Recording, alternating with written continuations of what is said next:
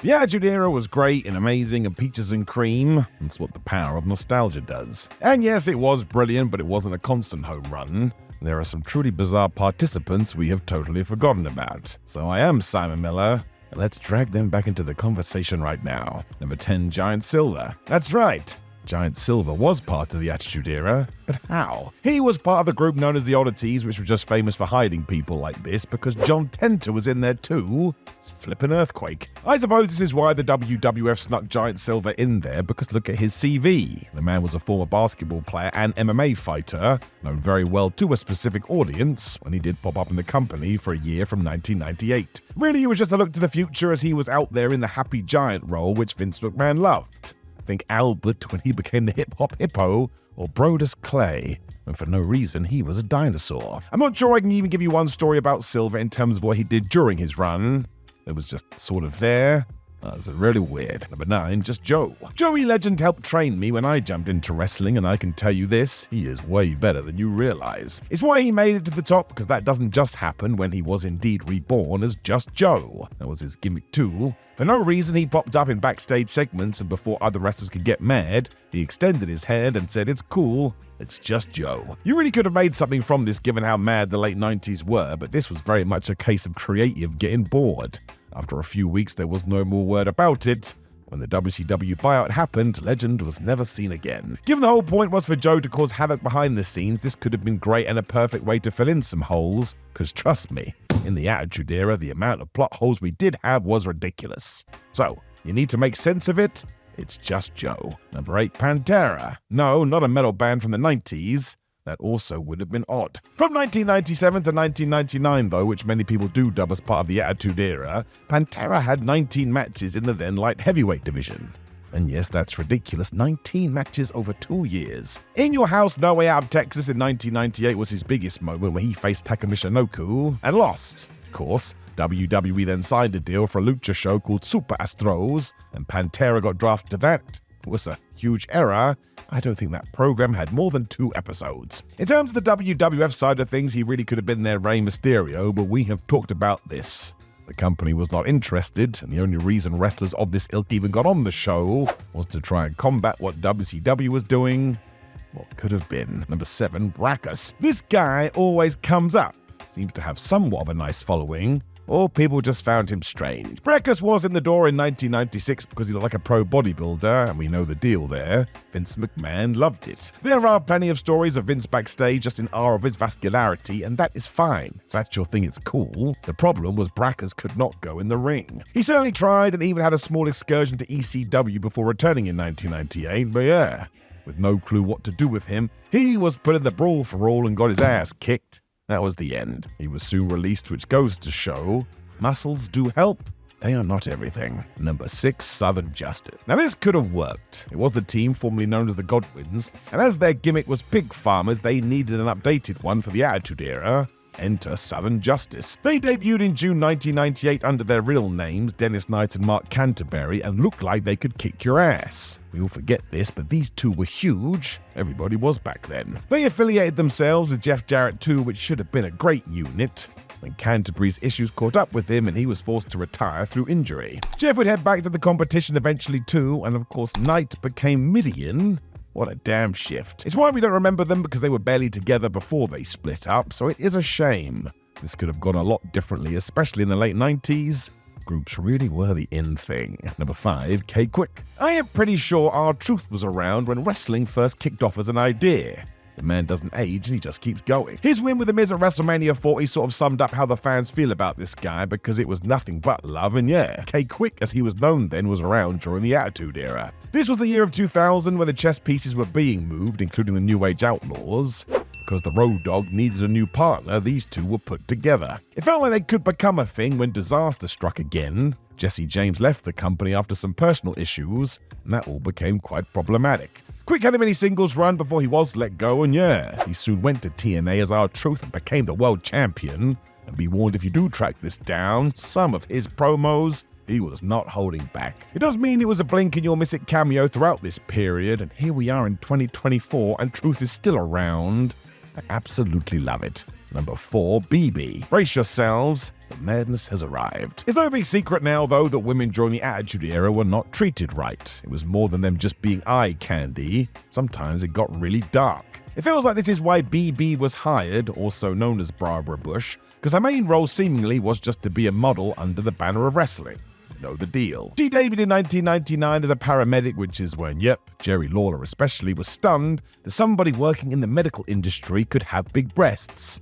Don't know how to put it, but now I hate myself. I think even WWE realized they needed more than this, so in 2000, the Dudleys got their hands on her and powerbombed BB through a table. This was their gimmick at the time. You do not remember this though, as from saying hello to being written off, only 4 months passed. Alrighty then. She only had one proper match too, which of course was an evening gown encounter with Miss Kitty, Ivory and Jacqueline at Armageddon 1999. Now I have said that, let's just move on. Number 3, Sniper. It's another weird group, and boy howdy, in hindsight this was crazy. The Truth Commission. If you know, you know. You will instantly notice Bull Buchanan and Corrigan in there, who is also linked to the Oddities. So who is the third guy? Well, that's Sniper. Of course it is. Between 1997 and 1998, this was Bill's go-to partner of choice, and man, did that become a thing. Old Snipe only worked one singles WWF match the whole time he was there. This was against Ken Shamrock in February of 1998 on Raw. Somehow he lasted 5 minutes. By April he was gone when he returned to his native Germany, although that wasn't the worst. He was CWA champion when he left, so I'm sure they were all very happy when he came back. Number 2, Key. Ah boy. If you thought this was Gangrel at first, I get it, and yes, the name. Just think about it for a second. I bet you'd like a key of that. This is also Vic Grimes, for people with the knowledge, who debuted on Raw in July 1999 and had a grand total of 1 match after that on WWF Shotgun. Key teamed with Droz and Prince Albert to get a squash win. What a trio that is. Almost like we just pushed our hands together. He was going to work with the Godfather when an injury to the Pimp stopped that, which is when Grimes was sent to ECW. Management felt like he needed more experience. There really isn't much else to say about his Attitude Era run, as he was basically forgotten about, but again, he was called Key. I'm not sure what people were thinking. Number 1, Babu. Or Abu. That was his name when he debuted in 1998 alongside Tiger Ali Singh, when magically he became Babu. Either way, this was the worst part of the Attitude Era. It's just offensive stuff. Babu had wrestled a lot for ECW, whereas the WWF just wanted him to be an on-screen character for the most part, although he was Pablo Marquez at one stage, fighting in the Cruiserweight division. He then got 2 matches on the B shows when he was tied to Tiger, which was an issue, because as soon as Singh was let go, he was too. Babu was gone. Wouldn't bother looking up this gimmick either. It's just the bad side of wrestling. Basically one horrible stereotype. The Ruthless Aggression era is so weird because depending when you started watching wrestling, it totally changes your feelings. If you're an Attitude Era person, you do not like it, whereas if you did start in the early 2000s, it is the best thing ever. Either way, there are a bunch of characters who have vanished from existence, and it's time to give them their due. I am Simon Miller. Let's go. 10, Casey James. So Casey James wasn't nobody. He trained alongside CM Punk and Adam Pearce. He was part of the class. He too made it to OVW before being called up in August 2006, where he teamed with Idol Stevens, who would go on to become Damian Sandow. They even had Michelle McCool as their manager. I think this was more a vehicle for Michelle though, who got injured in 2007, because after that this tag team went totally missing. WWE even moved him back to OVW, which is never great, and his next role was an enhancement talent on WWE's version of ECW. Now look, that is still a cool role to have when you think about it, but I don't think it's what James expected considering what he'd already done. Yeah, soon after that he got released. I do have to say, I feel like if we had been a decade prior, KC would have done great in WCW. Just look at the guy. Number 7, Marcus Corvon. So this one is actually huge. Marcus Corvon was TNA's Monty Brown, and listen to me, in TNA, that guy was crazy over. He made the Pounce famous, and maybe nobody has done it better since, and in 2006 WWE came a-calling. This was not a surprise, he had earned it. He was also thrown into ECW as part of the New Breed faction, and this was the first mistake. Corvon was still great, but he was put in a bad spot. Vince McMahon didn't care about that promotion, so he never saw the power that was just waiting to be elevated. Come June 2007, Marcus took some time off for personal reasons, and clearly these were quite serious. Soon after, he retired from wrestling altogether. Number 8, the Dicks. Well, here we go. It's the bad times. Because Todd and Chad Dick debuted on SmackDown in 2005, and they were basically Chippendales. This is what was going to turn the business around. They were also drowning in baby oil and were called the Dicks. That wasn't meant to be deep either. WWE just wanted to name a team after some penises. Even Vince McMahon lost interest in this after a short while because they did get released, and their total time on the main roster lasted 4 months. Not sure why we decided to do this, especially because adult themes aside, this was straight out of the mid-90s. Their whole role was mostly to be scared of the Boogeyman too. No wonder nobody remembers this. Number 7, the Heartthrobs. And speaking of the Dicks, this was basically the same damn thing. The major difference with Antonio and Romeo was they had a manager known as the Pocket Rocket. Oh, how I wish I was making this up. We have talked too much about groinal regions. They debuted in April 2005, so just before the Dicks, and then they got released on the same day. The WWE just went through their roster and released anything that was kinky. It's why tag team wrestling was just an afterthought during the Ruthless Aggression era, as there just was no plan. We threw things at the wall, we just waited to see what was going to happen. The Heartthrobs mostly appeared on Sunday Night Heat 2, so even when they did arrive, they were basically just hanging out in the background.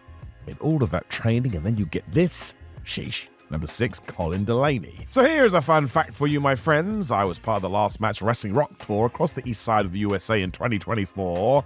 One of the guest wrestlers was Colin Delaney.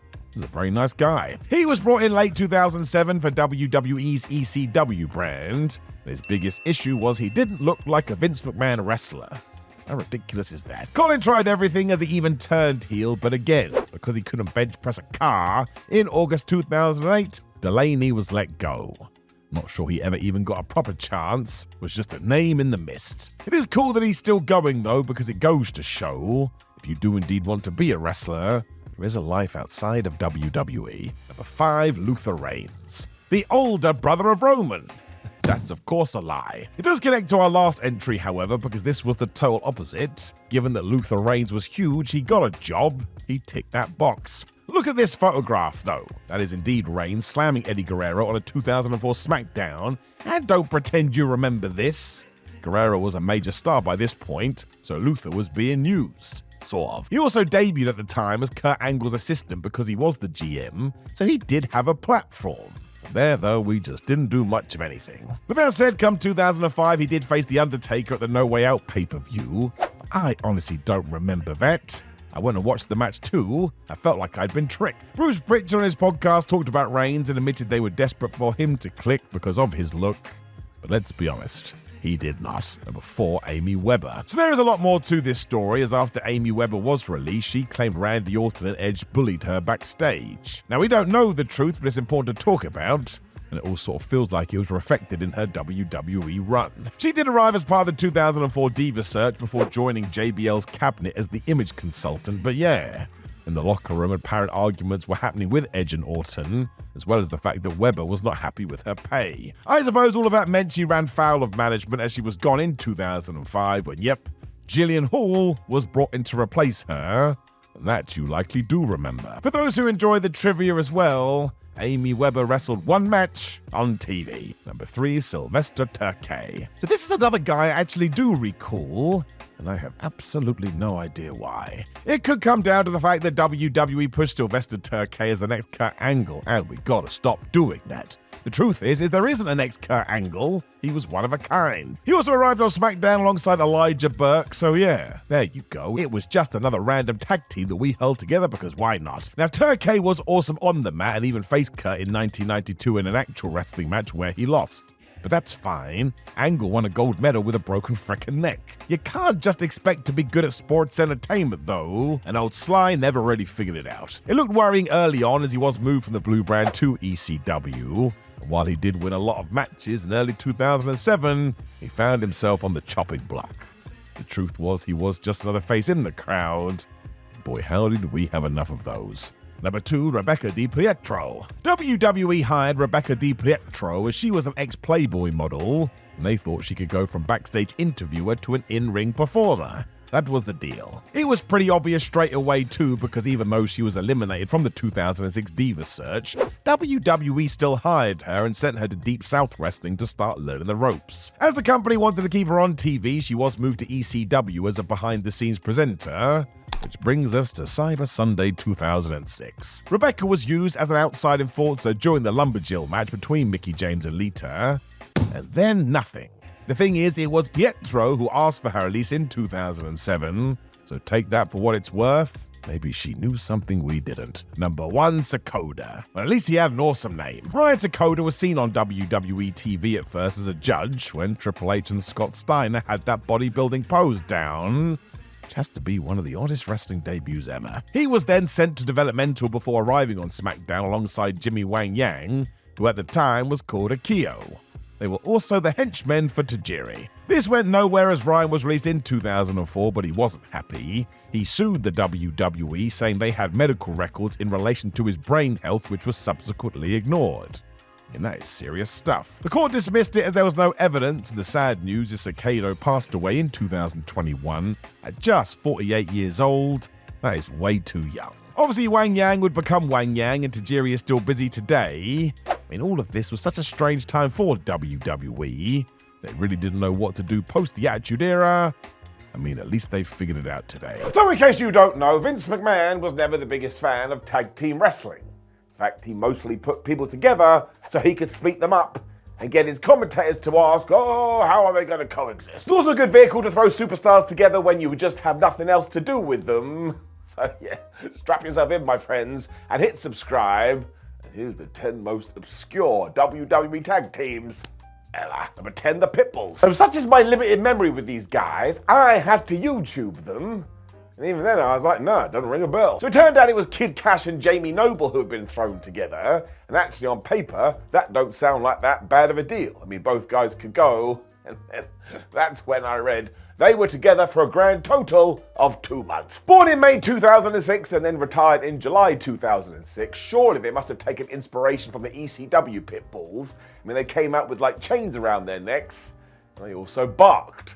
How else are you going to win a tag team title? The big reason they were disbanded is because Cash was released, and you can't have a tag team with a wrestler that doesn't work there. And actually in 2023/2024, if you had these two guys in NXT, well, they would absolutely smash it. Number 9, Scotty 2 Hotty and Albert. You already know where we're going with this, and obviously it happened a few years later, but Albert was gonna become the hip-hop hippo. It kind of started here. It was so transparent as well, because clearly WWE looked at Albert and they looked at Sky Too Hotty and they're like, we don't have plans for any of you, but we did like that Too Cool team when Scott was like mucking around with Rikishi. So listen, Albs, you go out there and do the same. As we know, this never works. It's like when you put the word new in front of a tag team. Oh, here come the new rockers. Well, I don't want the new rockers, I want the old ones. A-Train was also told to dance until he just turned on Scotty Too Hotty and whipped his ass. But we didn't even get the feud because Mr. Hotty had to go and get surgery. He was properly injured. Awfully too, in April 2002, we even called them the Zoo Crew, and nobody should be called the Zoo Crew. And soon after this, Albert would become the A-Train. I guess that was all right. I don't have much to say about it. Number 8, Lowdown. This was so bizarre. It all started rather innocently when D'Lo Brown and Chaz, or the dude from the Headbangers, were put together. And yeah, why not? They were decent workers. Let's see what they can do. Now, the original plans for this were all based on the fact that the fans loved D'Lo's head wiggle, so they would both wiggle their heads. But when, surprise, surprise, that didn't really help, WWE looked around the locker room, they saw Tiger Ali Singh, they said, look, you can be in there too. And all you need to do is look at the image that is on the screen now. As you can see, this was in very poor taste, and it was basically offensive. You can't imagine Tiger was happy with this either, because he was meant to get a mega push. And as soon as it started, it was done, and we killed it. Because of course we did. What the flub was going to happen with that? Number 7, Techno Team 2000. In 1995, people were already obsessed with the turn of the millennium, because they thought within 5 years, we were all going to be spacemen living on the moon. And look, the WWF thought this too, because they introduced us to Techno Team 2000. It just meant that Travis and Troy walked to the ring wearing these like spacesuits as if they were in a really bad B movie. And just to make it worse, after a few weeks, Vince McMahon went, nah, they're not good enough. Send them back to USWA for more training. I mean, good grief. And that definitely wasn't the problem, because even in the mid-90s, nobody was going to buy this. And we did try and give them a round 2. Do you know what the results were? They were exactly the same. Eric Watts, who was part of this, would later claim that they were promised a tag team title run. That's when my eyebrow goes up. I'm not sure that's entirely accurate. Number 6, Kenzo Suzuki and Rene Dupree. Oh good, another team that kinda defies taste. Excellent. It was late 2004 though, and I think what the writers did is they got a hat and they pulled a bunch of names out of it. When they saw Rene Dupree and Kenzo Suzuki, they thought, well, why can't there be a tag team? We gotta go get pizza. Now, of course, the gimmick was sold as, oh my gosh, one of them is from Canada and one of them is from far away lands, which does make you go, I don't want to do this anymore. And on SmackDown, they did the grand total of 9. But even when you do watch some of their matches, even the commentators are going, man, who cares? Why do we have to sit through this? And it's not like they had any kind of bond, even behind the scenes. But basically just co-workers. So we literally just threw them out there to see what would happen when somebody got bored. I mean, this was a waste of life. Number 5, Roddy Piper and Sean O'Haire. No, don't adjust your YouTube devices. I did say that. In 2002/2003, we actually had a pairing of Sean O'Haire and Rowdy Roddy Piper. Now, of course, the idea originally was that the Rowdy one was going to be Sean's manager because O'Haire did have a lot of potential. But one day, they got challenged by Eddie Guerrero and Tajiri, which was another odd team. So they all just had a match. I think the WWF was a little bit worried that when people saw Sean, they just saw a WCW guy, hence why he was teamed with Roddy. But the problem is that O'Haire had this amazing devil's advocate gimmick, and as soon as he was with Piper, well, it kind of took away from that a little bit. Ultimately, they had to drop this because Roddy's personality was so big, nobody was thinking about anything else. That's why I will never complain about today. I would much rather have stories that go too long than ones like this that just go poof and they're gone. I would highly recommend that you check out Sean O'Haire's work from this era too. My word, he had potential. The fact he passed away was pretty damn tragic. Number 4, Shoguns. Now, I like the show WWF Superstars from 1995. I think you can sit down and watch it, just go, this is ridiculous. But I tell you, I do not remember the Shoguns. This was even more crazy because it was Hakushi and Kwang. I even heard Vince McMahon telling me, like he gave me a reason, oh, they have come together because they share a love of martial arts. I mean, why not? It's also the ultimate proof of what we have discussed because it went like this. They didn't win any matches, then they fell out, then they had a feud, and all of this happened on Superstars, and all of this happened around about 8 weeks. Kwang would soon become Savio Vega though, and Hakushi would go on to feud with Bret Hart. So really, when you look at the Shoguns, they actually did all right. They were on to bigger things. Number 3, the Shoguns. Oh no, it's got confusing. We can make it very clear very quickly though, because in 2001 we had the Big Show, and we had Billy Gunn, and once again Creative was like, I don't know what we should do, so we just pushed our hands together. Now, it was actually Paul White that suggested this, because he was trying to get something going for him, but you already know how this works out. It just meant instead of not pushing them as singles, nobody pushed them as a tag team. I mean, trying to do this in the Attitude Era as well was always going to be a failure because things just happened so fast. And Billy Gunn was kind of struggling at this point because the fun times around DX had died down. And as for the Big Show, well, he'd fallen into the bad old backstage politics. I think this topped out after around about 2.5 months, and amazingly, it would take Gunn 22 years before he did make a unit like this work, because today he's in the Acclaimed, and the Acclaimed are absolutely brilliant. Number 2, Matt Hardy and Tatanka. I mean, what on earth? And this actually starts quite nicely, because basically when Tatanka was a surprise opponent for Eugene in 2004 on Raw, everyone looked at him and like, oh man, Tatanka's still pretty good, we should keep him on. So we did. They then realised, oh wait, we don't have anything written down for him, and because it was the same for Matt Hardy, they did put them together, but here's the twist with this one, I actually thought this was a pretty decent team. I mean, not only did they challenge M&M for the World Tag Team Championships, they actually beat them at No Way Out 2006. And the real shame is we didn't capitalise on this. Again, I think something was here. Of course, it didn't go further than this, but when people see this picture, they think it's been photoshopped. But no, that is Matthew Hardy and Tatanka, I don't know where I'm looking here, and they were the best of friends for about 10 minutes. Number 1, Jim Duggan and Super Crazy. So here we go again. I have zero recollection of this. It did go down in 2007 and mostly happened on Sunday Night Heat, so maybe that's why. But here's another surprise for you. The fans, at least live, absolutely loved them. And this went all the way into 2008 as well. And it's not like Jim Duggan wasn't working his ass off. He did 65 matches one year and 45 matches the next. He had his boots on. I mean, the split actually came from nowhere too, because someone just decided, oh, Hacksaw, we don't want you around anymore, and they fired him. This was doubly bad, because just before that, they had finally decided on their name, and it was Crazy Duggan.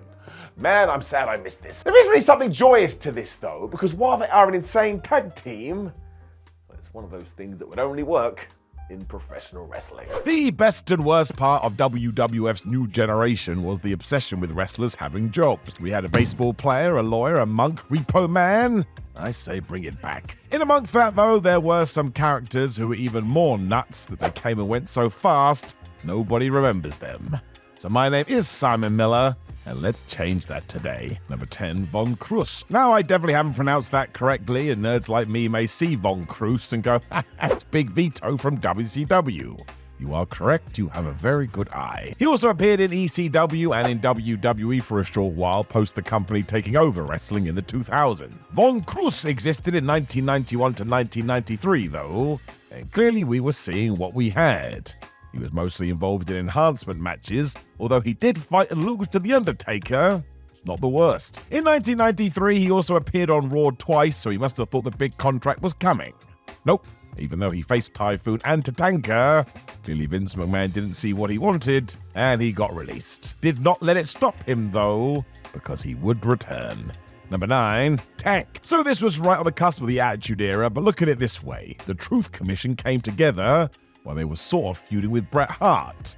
These were the dying embers of the new generation. While they would evolve, at first we had this guy in a very Gimp-esque mask, who was also known as Tank. That's right. The reason you have no recollection is because he worked one match for Shotgun Saturday Night in June 1997, when Don Callis was brought into the group, and old Tank headed to WCW. The best part, though, is that this was Mantor. That's right. The reason we put him under the hood is because WWE was worried people would remember. And given this list, go back to 1995 and just look at Mantor. That's a real thing we did on TV. It was never explained why Tank wore this mask, but you can see why. The truth was way better than anything the company could ever say. Number 8, Rad Radford. Somebody must have been reading Marvel Comics at this time. That is the most Stan Lee name ever. Some fans may recognize this guy, however, as it was Louis Spicolli's first big break. He debuted in April 1995 as some sort of Nirvana Pearl Jam fan. And there is no way Vince McMahon had heard of those bands. He liked wrestling and nothing else. Sadly, Radford had some personal issues which saw him depart the promotion in 1996, but I tell you, given the music he was influenced by and the time period, this was actually okay, and dare I say it, it may have had legs. Rad did work the 95 Survivor Series, and if it weren't for these extracurricular activities, Lewis could have gone on from there. Sadly, he did not. Number 7, Well Done. With Dunn being spelt D-U-N-N, so flubbing ridiculous. For some reason, Timothy Well and Stephen Dunn also wore thongs over their singlets, and they were managed by Harvey Whippleman. This was 1993, and even fans from the period thought this sucked because it sucked. Amazingly, they were meant to be considered heartthrobs too, even though their ring attire did not convey this, but man, they really did hang on. Despite barely having any matches, they were with the then WWF for 2 years. The issue was the entire team was based on a bad joke, and yeah, it's never going to have much longevity. It's like the Ding Dongs. Actually, you know what? I don't want to talk about it. Number 6, Bob Cook. Now, Bob Cook is here because in the mid-90s, he was one of those WWF super enhancement talents. He lost to everybody. He wasn't just some random dude, though. Throughout the mid-80s and early 90s, Cook was quite the regular with the NWA and WCW. He really could go as well, as his last match of me talking was April 2024. The real question is, how did Vince McMahon see the last name of Cook and not make this guy a wrestling chef? I don't think we've ever had one of those. How did he contain himself? Bob had quite the list of opponents too, as he fought the 1-2-3 Kid, Bam Bam Bigelow, Lex Luger, and the British Bulldog, which is not too shabby at all. It's kind of weird that he didn't hang around. Number 5, Abe Knuckleball Swartz. Now look at this guy's face. Does he seem familiar? Because it should do. Once you get past the face paint, you will see the Brooklyn Brawler. The real-life Steve Lombardi actually first played this character in 1993, but it never made it to TV. But when the MLB went on strike in 1994, Vince McMahon decided to take a shot and bring it back. While this strike would last till 1995, this persona did not. Doesn't take a genius. McMahon was bored of all this within weeks and told him to go back to being the Brawler. What an absolute waste of time. For some reason, Steve was then told to do this again as a one-off in 2007, mostly so Triple H could make a joke about it. That was weird. Only the hardest geeks would understand that one. And of course I did.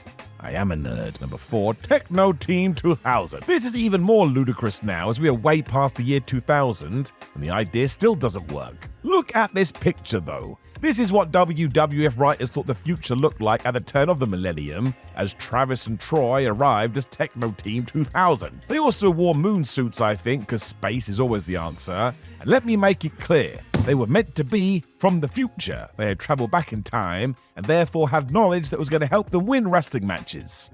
I mean, that is actually amazing. Clearly the powers that be realized they'd taken this a step too far because while they did have a few matches in 1995 and 1996, these were fleeting at best. I still believe if management had treated them with more fun, it could have clicked. But instead, we were serious. This was Back to the Future 4, made by a child. Number 3, Quang. In January 1994, the WWF signed Savio Vega, put him under this mask, and called him Quang. I mean, why wouldn't you do that? He was also pitched as the mysterious martial artist, and somehow this lasted to the summer of 1995. Only then did somebody decide to recast him as Savio, a hard-hitting dude from the streets. Surprise, surprise, that worked as he was so good at this, he found himself feuding with Razor Ramon, and he got a push to the point we still remember him as a character today. Los Barricas were pretty badass. If nothing else, what came before did feel borderline offensive. This was another issue with the mid-90s. The WWF thought this was fine and just bought into every single stereotype imaginable. Number 3, Santa Claus. That's right, Santa, with an X. I've honestly no idea how I've stuck with wrestling for so long. This was future ECW star Balls Mahoney, though, who was brought into the WWF thanks to Ted DiBiase. Why did he do this? To tell the kids of the world there was no such thing as Santa Claus because Santa Claus had taken over. Look, don't worry, this was a bad guy being a bad guy. Of course Santa is real. If you must see this, go to In Your House 5 where you can see Claus take on Savio Vega, which does tie into this list. Sort of. Maybe Savio told Balls, this sort of gimmick is no good, because as soon as it was over, Mahoney was released. It is crazy all things considered, however. I mean, what else was this guy meant to do? He was literally told to be the bad version of Father Christmas. Number 1, the Black Phantom. Wait a minute, isn't that Tank? Apparently not. It also looks like WCW's Black Scorpion, which is the real shock here.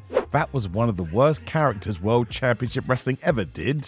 I mean, just go and watch it, you will be stunned. In 1993, the WWF seemed to copy this, because look at the guy. But guess who was under the hood? It was the future Gangrel. What a world. He kept this up for 2 years too, which is very impressive, as he also took on the 1-2-3 Kid, Earthquake, Lex Luger, Razor Ramon, Tatanka, and the British Bulldog. It's a pretty good list. Do not forget this also means he left WWF for 3 years before coming back as the Vampire. But man, did he smash that. We still talk about him today, and Gangrel continues to make towns all over the place. That dude is a proper underrated worker. The PG era to some is the best time in WWE ever. You've always got to remember that the first wrestling you see is the best. So if you stumbled across World Wrestling Entertainment in 2008, I bet you loved it. More power to you. The retaining cast of wrestlers was totally nuts, which means there's some right bizarre choices in there, though. So let's run down 10 of these who you totally forgot. Understandably. Number 10, Kenneth Cameron. Or TNA's Bram or NWA's Thomas Latimer. He did indeed have a run in WWE. Amazingly, Kenneth Cameron, as he was known, was one half of the Ascension in 2012, where he and partner Conor O'Brien got a proper push in NXT. They were going to be the new Road Warriors. So was the plan. It didn't take off in this guise, as Cameron was let go relatively soon for reasons outside of the ring, which is when Rick Victor was shifted into position instead. This is the version of the team you'll likely recall. Kenneth sort of felt like a modern Gangrel at times, as there was this vampire quality to him, but again, I'll never know if this worked or not. It was over before it began. Number 9, Lena Yada. The former diva worked one TV match on the main roster, and if you remember this, you're amazing.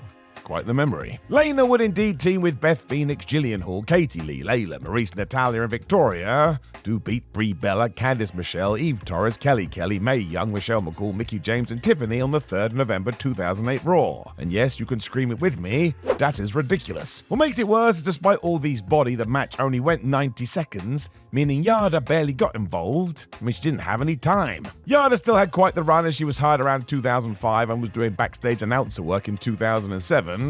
But clearly, it was this 6-woman tag that was the end. For some reason, 1 week later, she got cut. The truth is, during this time, WWE just hired a lot of people before moving on. Wasn't really the best thing, but hopefully such folk at least earn some decent money. Number 8, Michael Tarver. So this guy was way more memorable. He was part of the Nexus, or the guy that was in that group that wore the face mask. That is he. The issue was he was in a group that had so many people in it, Michael Tarver often faded into the background, even though he definitely had potential. WWE saw this too, and made sure he had a mic from time to time. He did more than fine, and that rhymes, so it must be true. The only reason he vanished is because he got injured, and just as he was ready to return, he was released. This wasn't even his fault. The Nexus angle had been killed so hard, WWE didn't know what to do with any of them. We did see Tarver in the background on some episodes of Raw and SmackDown, and this felt like a mistake. He should have had at least one proper run to see what we could do. But again, that is not what the PG era was all about. It was like one big revolving door. Number 7, Bam Neely. I mean, the name didn't help. Sounds like a child that's just banged its leg. Poor Bam also got compared to the default creator character from the video games, which was also a death knell. But I do get it. WWE sent him out there in a black top and blue jeans. We went as generic as we could. He did debut as Chavo Guerrero's bodyguard, which was pretty cool in 2008. And given that relationship, Neely got TV time alongside Edge and Vicky Guerrero. No bad thing. Bam's last match was in 2010. The crazy part is he was rarely seen again. He didn't even go to TNA. He did defeat current Raw GM Adam Pearce on the Indies later that year, but after that, who knows? Number 6, Ricky Ortiz. In July 2008, we saw Atlas Ortiz arrive in ECW. Then 1 week later, he was Ricky Ortiz, but it did help him get drafted to SmackDown in 2009. Officials definitely saw something in this guy as he was focused on a lot for 3 months. Then he got fired. What happened? I mean, it didn't look good to be fair. Just before this, Great Khali totally murked him. He did a small indie run before retiring in 2013, which feels like a shame, but this was to spend more time with former WWE Divas champion Layla. I do believe the two are still married. The fall from grace needs to be revealed at some point, however. The sheer speed of the thing makes no sense. Really did feel like WWE had something when they just changed their minds. Really, if Ortiz was around now, he would be helped by NXT, but he wasn't. I don't know why I mentioned it. Number 5, Lucky Cannon. What a name! Imagine that guy headlining WrestleMania. Lucky Cannon had a solid start as he was a former FCW champion when he appeared as a rookie in NXT's second season in 2010. This is when that was a reality show, meaning Mark Henry was his mentor.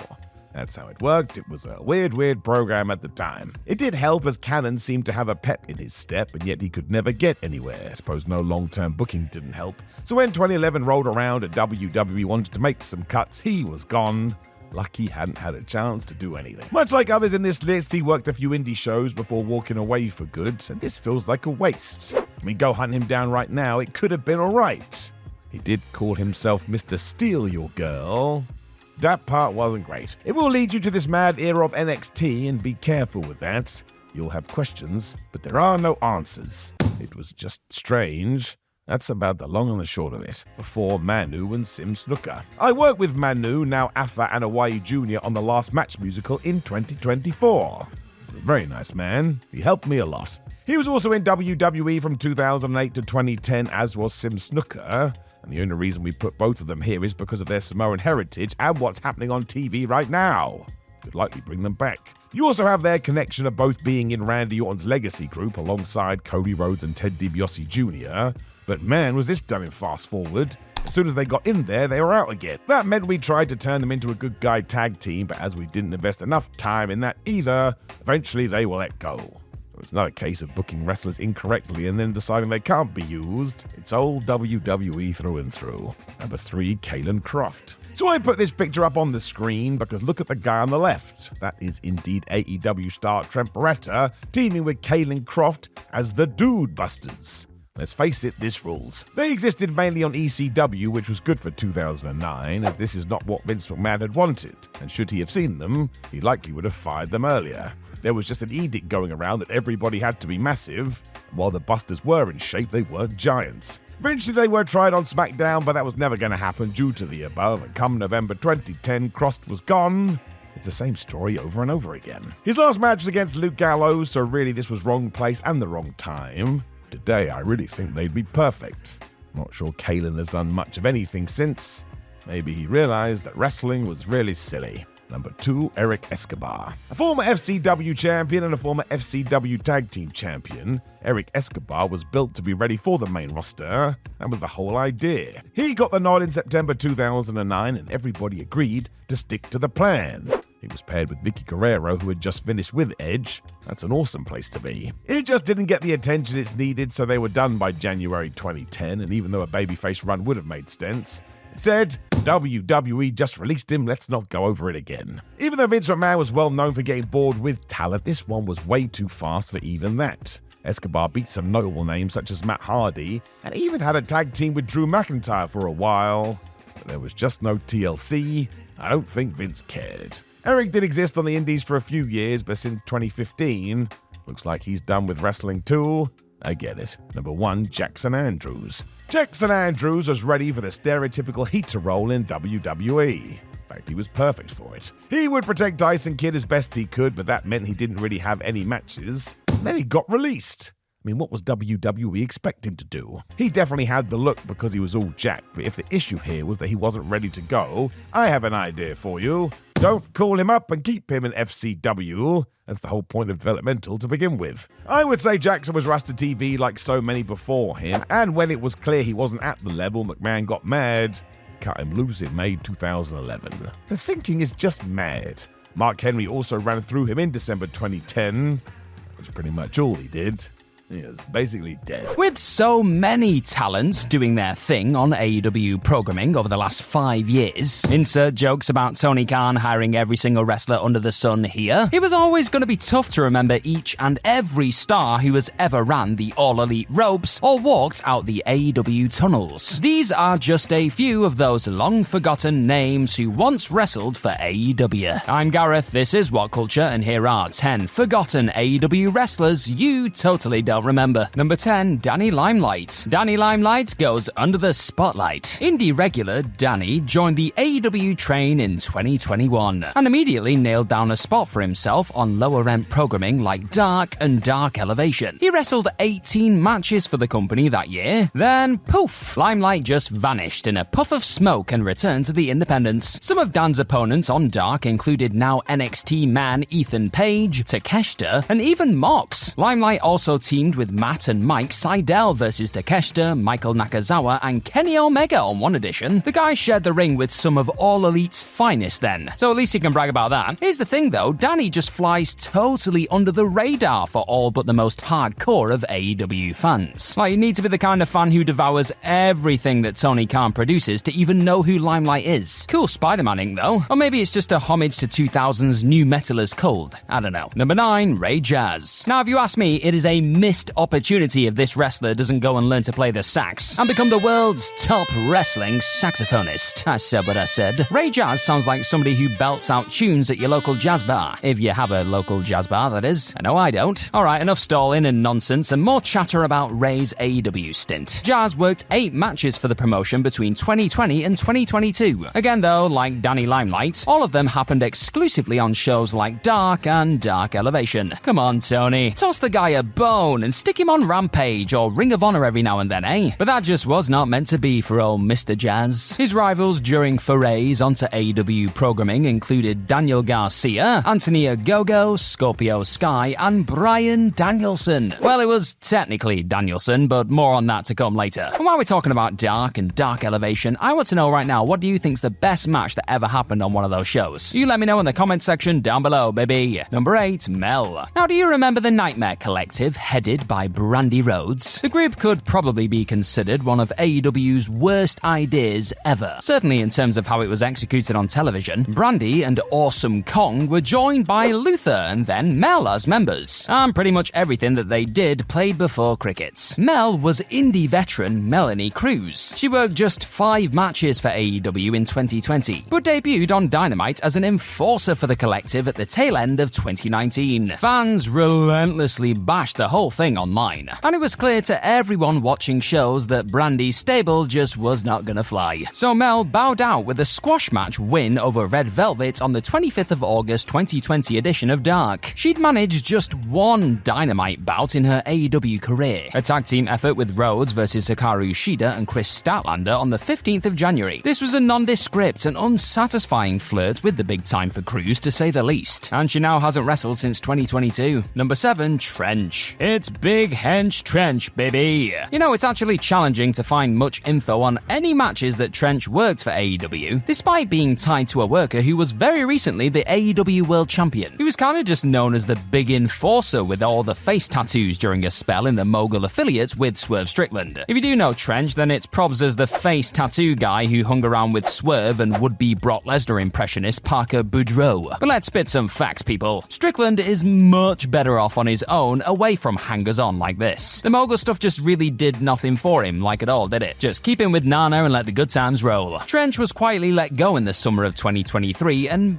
barely anyone noticed. That's not meant to sound dismissive or cruel to the guy, it's just simply the fact. He didn't actually do much of anything during his years in All Elite, so no one watching the shows really asked what had happened to him when he just stopped showing up to stand around ringside looking mean. Number 6, John Skyler. John Skyler has gone on to receive some praise for his performances in TNA, and good for him, because wrestling under AEW's banner was a bit of a non-event experience for the poor dude. He first started showing up as just another warm body who could work some spots on episodes of Dark in 2020, and Skyler never really progressed beyond that, really. In 14 matches for the group, John stared at the lights, 14 times. Ouch. Now look, wins and losses aren't necessarily everything when you're on the D and E shows like Dark and Dark Elevation, and at least Skyler got to work with the likes of Billy Gunn, Orange Cassidy, Miro, Brian Cage, and many more. All those matches likely stood him in good stead, but Rampage, Collision, and Dynamite were still 1 million miles away. Here's hoping that somebody who checked out Dark content got a kick out of what John brought to the dance. His recent match in TNA versus Chris Sabin was definitely worth checking out, and if you haven't already, go and do it. It also looks like Skyler will be booked regularly going forwards. Again, that's very nice to see, but he just wasn't all that memorable in AEW. On a little side note, AEW actually paid John for 7 months whilst he was injured, and gave him access to their own medical team despite the fact that he was never on a full-time contract. And that is a lovely gesture, one which Skyler himself put over in interviews after the fact. Just lovely stuff all round. Cheers for watching this WhatCulture Wrestling video today, you elite human being. And if you're enjoying what you're watching, then hit that subscribe button down below and you're gonna get more of these WhatCulture Wrestling videos in your life. Number 5, Ace Romero. AEW's fondness for battle royals is well known, and the amount of spots TK needs to fill does sometimes lead to some interesting names popping up. Ace Romero sits neatly in that category after this one-and-done showing at Double or Nothing 2019. He was part of the Casino Royale on the buy-in portion before the main pay-per-view started, and All Elite fans have not been treated to more Ace ever since. Romero was in the heart part of the draw, and managed one elimination before being ousted himself. For the record, Ace chucked Marco's stunt out of the match and ended his world title dreams. What a monster. Marco had the last laugh though when his then pal Jungle Boy eliminated Romero, and the big man then walked off into the sunset. Since then, Ace worked a few years in Impact/TNA and kept his career going on the indie scene too. He actually might be one of the only wrestlers that Tony Khan took a right good look at and decided not to sign/use a couple more times. I mean, there's always one. Number 4, Tiger Huas. Tiger Huas spent a full 6 years in WWE's system as Arturo Huas between 2015 and 2021. Now, you might remember him as one of the extras a super sweaty Shane McMahon talked over during those short-lived Raw Underground segments on the Monday Night flagship. Someone was clearly impressed, because Huas got drafted to Raw in the 2020 draft. WWE then quickly moved him back to NXT and then released him in June 2021. So much for that then. But then AEW came calling, and Tiger ended up trading 6 years in WWE for 6 matches in All Elite. You guessed it, all of them took place on Dark or Dark Elevation. His biggest showing was surely a decent back-and-forth scrap versus Pac on the 2nd of November 2021 episode. Other than that though, Huas mainly just worked tags. Suddenly being biffed by Dabba Kato and Braun Strowman on Raw Underground didn't actually seem so bad. AEW didn't take up the option to sign Huas full-time, and there's no record of him wrestling anywhere else since 2022. He just vanished. What a strange pro-career all in. Number 3, Baron Black. Baron Black worked more AEW matches than almost anyone else on this list. In total, his haul currently sits at 52. too. Not bad at all for somebody who wrestled as part of the Dark and Dark Elevation crew. Black did actually get to debut on the A Show though. He lost to Shawn Spears in a short bout on the 29th of April 2020 Dynamite, and it was then off to Dark after that. Baron has had more tag partners than anyone else on the old YouTube programs. Check this out for a list: Tony Donati, Frank Stone, D3, Nick Comarato, Frankie Thomas, VSK, Fuego del Sol, Mike Verner, Royal Money, Sean Dean, Aaron Solo, John Schuyler, Umbadu, Tamilian Vanish, and Ryzin. And that is just some of them, not all of them. We'd be here for a week. A lot of those names could have made it into this list themselves, but they either didn't get the early Dynamite or pay-per-view treatments, or just didn't work too many matches on the lower tier shows. Some of them were one-offs too. Now Black certainly wasn't, but he's still a bit tough to remember unless Dark was appointment viewing for you. Number 2, Infinito. Tony Khan is no stranger to a masked wrestler, but he clearly didn't see enough in Infantino following the Flyers' one and only AEW match versus Ray Jazz on the 30th of November 2021 Dark. That's surprising, because Infantino showed a lot of potential and actually looked like someone who had been wrestling for 20 plus years. Well, that's probably because Bryan Danielson was actually the person under the hood, folks. Yep, that's him. This must have been something that Bryan just fancied doing for a giggle. His jump from AEW has been hugely productive for Danielson, who has been having an absolute hoot since joining the company, and really seems to enjoy the freedom that Tony Khan gives him. And becoming Infinito and wrestling on Dark was seemingly, well, all Bryan. Ray Jazz must have been delighted to wrestle Danielson, hokey gimmick name or not. But the kicker is that a ton of fans actually wouldn't even see Bryan as Infantino. Dark was already a bit of a hardcore fan-only deal, but it started sliding down the pecking order even further once Rampage launched, so loads of people ended up missing the masked American Dragon. Number 1, Warhorse. Warhorse's quartet of AEW matches ranged from unbelievable opportunity to, oh, well, so much for that. He debuted on the 29th of July 2020 episode of Dynamite versus none other than Cody Rhodes. Cody was pretty giving to old Horsey as well. They went 10 minutes before Rhodes retained his TNT title following a hard-fought match. How did Tony Khan follow up on that? By waiting until November 2021 for Warhorse's next All Elite match, of course. He'd lose to Andrade El Idolo on the 9th of November Dark, then show up again for matches in June 2022. The indie veteran did not repeat his trick by showing up in 2023 though, and he hasn't been spotted on AEW TV in 2024 either, but it was fun for him while it lasted, I suppose. It's likely that nobody out there will ever look back on Cody's AEW career and name-check Warhorse as one of his key opponents. The match happened during the closed-door pandemic days mid-COVID-19, which only makes it even more of a curiosity. What a weird period that was, eh? 4 years ago. Oh man, time does fly. Let me tell you this, WCW content is a treasure trove for anyone hoping to say the words "who the hell is that guy" over and over again. The likes of Nitro and Thunder had all the big stars like Goldberg, the NWO, Sting, Ric Flair, and more, sure. But Eric Bischoff also packed in a ton of names you will not remember too. Like this interesting lot. I'm Gareth, this is WhatCulture Wrestling, and here are 10 forgotten WCW wrestlers you totally don't remember. Number 10, the Mod Squad. Here comes the Spike, and here comes the Basher. They're not Demolition, but they do have banter. That definitely was not the Mod Squad's entrance track during their short stay on WCW screens in 1990. The motorcycle cop pair were enhancement talents at best, but they'd actually been around the horn before showing up in the big time. WCW would be a last hurrah though. Both guys ultimately retired from the ring in 1991. Spike was Jim Jefferson and Basher was Mac Jefferson. They came together and debuted as a tag team in 1984, a whole 10 years before Little Gareth was even born. Then worked a few shots here or there for the NWA before the big World Championship Wrestling rebrand. Sadly, the Mod Squad pair would not play a part in WCW's rise throughout the 90s. Again, they'd kiss goodbye to that wrestling noise long before Nitro was ever even a thing. One Reddit user describes Spike and Basher as Big Boss Man light, which is actually pretty accurate. Vince McMahon probably would have loved a biker tag like this though. Just think of the merchandise opportunities. The Mod Squad were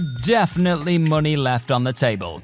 Number 9, Jungle Jim Steele. Say hello to the love child of X-Pac and his 1-2-3 Kid days and Jimmy Snuka. Jungle Jim Steele was one of the first products of WCW's Power Plant Training School. He made his debut for the company in 1993 and likely had hopes that his Snuka knockoff character would turn some heads and thrill fans. It was not to be, though. Steele was released from his contract just 1 year later. Ouch. The Tarzan-style gimmick had become a firm fave in pro wrestling circles for decades, and it seemed like an ideal fit for the still cartoony WCW of '93. But poor Jimbo just didn't quite reach the heights that Superfly did. He then had to settle for another short-lived stay in Paul Heyman's ECW after being shown the door. Incredibly, Steele did go on to enjoy a successful stint in All Japan between 1994 and 2002. Later, he also worked for New Japan before eventually hanging up his tights in 2008. WWE, though, would never come calling for this power plant graduate. Goldberg Smallberg. Won't somebody please think of Jimmy Steele? Feel the steel, baby. Number 8, Doc Dean. UK indie star Ian Dean used the name Doc Dean for most of his pro career. He grabbed WCW's attention after working New Japan's Best of the Super Juniors tournament in 1997. And whilst there, Dean scored wins over both Jushin Thunder Liger and Chavo Guerrero Jr. Not bad at all. Befriending Chris Jericho over in Japan would prove to be a blessing too.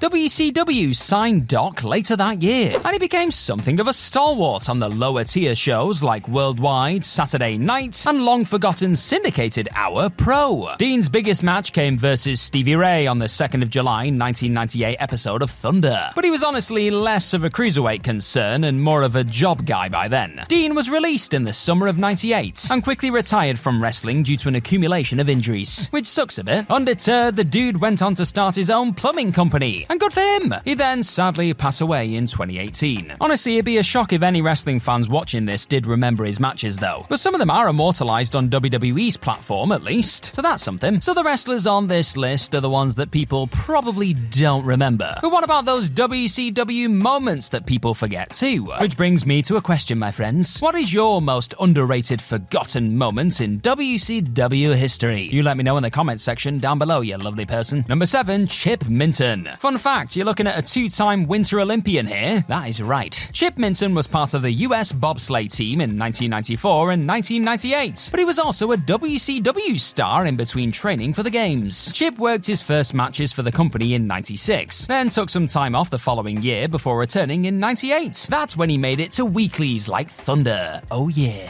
Also, whilst Minton would never wrestle on flagship show Nitro, he did work on pay-per-view by playing his part in the bumper 60-man battle royal at World War III that same year. If only Chip could have won, he might have gone on to become a WCW World Champion. Look, even David Arquette won that belt, so nothing was impossible in Atlanta. You know it's true. Milton was another trainee coming out of the power plants who struggled to reach his full potential. Being honest though, his name just sucked, didn't it? And he was sacrificed to Pet Project Wrath near the end of his WCW run. Back to sledding for Chip then. Number 6, JW Storm. Promising prospect JW Storm was in the oft-forgotten Maximum Overdrive team that put the Steiner brothers over at Clash of the Champions 12 in 1990. After that, WCW decided to split the duo and attack a singles push for JW. And by attack, yours truly means that they turned him into a Steven Seagal from Hard to Kill clone. It was quite a look. WCW business immediately went through the roof too. Not really, obviously. Storm going Seagal wasn't as daft as it seems now though. You see, Hard to Kill was a box office smash around that same time, so JW rocking the same look made sense and gave him some instant marketability. Unfortunately though, it didn't pay dividends, and Storm was let go less than 1 full year into his singles run.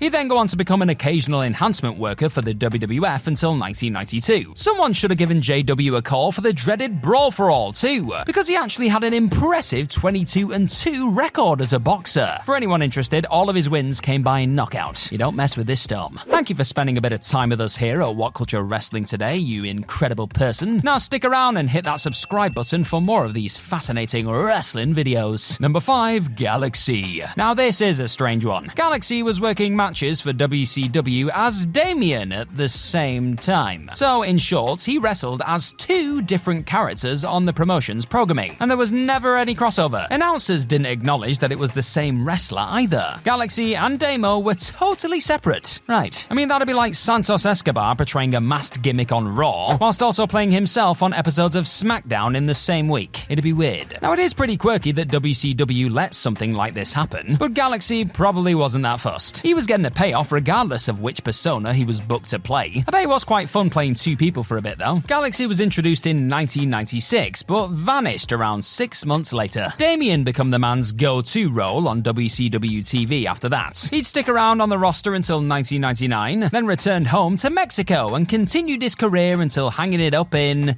Wait, he's still wrestling? What a guy! Number 4, Roadblock. Remember when impressionist Jason Sensation took the mick out of Owen Hart's old ring attire by saying, "I look like a damn road sign"? Well, WCW's Roadblock was literally a damn road sign. No, seriously, the wrestler's gimmick was that he blocked roads. Opponents had hit a dead end, my friend. To hammer home the point, Block carried a literal roadblock with him to the ring for matches. Just as well that nobody thought to be quite so literal with Bobby Brain Heenan. Alright, enough of the dad jokes for one list, maybe. Back to Roadblock and his bizarre WCW career. He ran 2 years between 1996 and 1998, all this. Block faced stars like Lex Luger, The Giant, Chris Benoit, DDP, and more during his time in the promotion. He had impressive size, but was more of a jobber to the stars than somebody Eric Bischoff was ever going to seriously push. Tragically, he didn't even wallop anybody with that prop either. What a damn waste. Number 3, Little Genie. Women's wrestling was never something WCW did particularly well. Now, in fairness, women's wrestling was never something the wrestling industry in North America did well generally throughout the 1990s. If you wanted awesome female grappling, then Japan was the place to go, and the quality even varied there. That's why it will not be surprising if literally no one recalls Little Genie. She'd started training to wrestle in 1996, took her in-ring bow in 1998, then signed on for a few WCW appearances between 1999 and 2000. That, inarguably, was the worst possible time to join this company. Genie's one and only Nitro performance came versus Mona, aka Molly Holly, on the 9th of August 99, and after that, management relegated her to the less important shows. Boo! Genie did her best on Saturday Night and Worldwide before working a string of house shows in April 2000, but they would prove to be her final showings under contract. What was that about WCW never doing women's wrestling very well? Yeah, they absolutely did not get it. Number 2, the Minotaur. Steve DeSalvo could have probably passed as an Ultimate Warrior cosplay on various WWF tribute shows in the 90s. Honestly, just stick some face paint on that handsome mug pictured right here, and you'd have a bargain bin Jim Hellwig to be proud of. Instead, WCW restrained themselves from debuting Renegade early, and had DeSalvo call himself the Minotaur. If you're a fan of Greek mythology and hoping that that name meant something, then, well, I'm sorry to disappoint, it was just a name, folks. Minotaur had absolutely nothing to do with some part bull, part man monster. That moniker was something Steve debuted in WCW too. So either they came up with it, or he came to the party with a half-baked idea. He'd faded into obscurity by 1991 anyway. Who knows why Vince McMahon and the WWF passed on DeSalvo during various tryouts between 1987 and 1990. McMahon was absolutely obsessed with muscles and cracking physiques during that era, and the heat from feds about steroid use hadn't kicked in yet. I mean, just look at this guy. Minotaur had WWF Project written all over him. Number 1, Johnny Attitude. On the surface, Johnny Attitude sounds like WCW trying to belittle the WWF's Attitude movement in the late 90s. But it actually wasn't. In fact, Johnny here started using that kayfabed surname in 1996, which was a good while before Vince McMahon was smugly encouraging you to get it on Federation screens. Attitude resembled a discount Mr. T at first. He'd keep that look for all of his matches on WCW Saturday Night, Worldwide, and Pro heading into 1998. Then someone on the creative team had a bright idea. Johnny would shave his head and start rocking a decidedly Goldberg-esque aesthetic in time for a US title challenge versus the man himself on the 25th of May 98 Nitro. That right there was Attitude's first and final Nitro bout, and also his biggest in the promotion overall. WCW had a few of these cheesy named workers in the late 90s. Remember Kenny Chaos? How about Bobby Blaze? Sound like terrible superheroes. It was a creator wrestler heaven in that locker room, for goodness sake. Johnny Attitude would stick around a little while longer and work several Saturday night tapings in 1999 before then disappearing from WCW TV. We salute you, Mr. Attitude. You, like the rest of this list, are forgotten no longer. For a bit, the original ECW was vibrant. It offered something completely different, and it felt oddly dangerous for young teenagers to sit up and watch Heyman's carny cast of characters. Paulie also booked a lot of wrestlers that you've probably never heard of, though. Hell, the WWE Hall of Famer himself might not remember sending some of these people through the curtain. I'm Gareth, this is WhatCulture Wrestling, and here are 10 forgotten ECW wrestlers you totally don't remember. Number 10, Red Dog.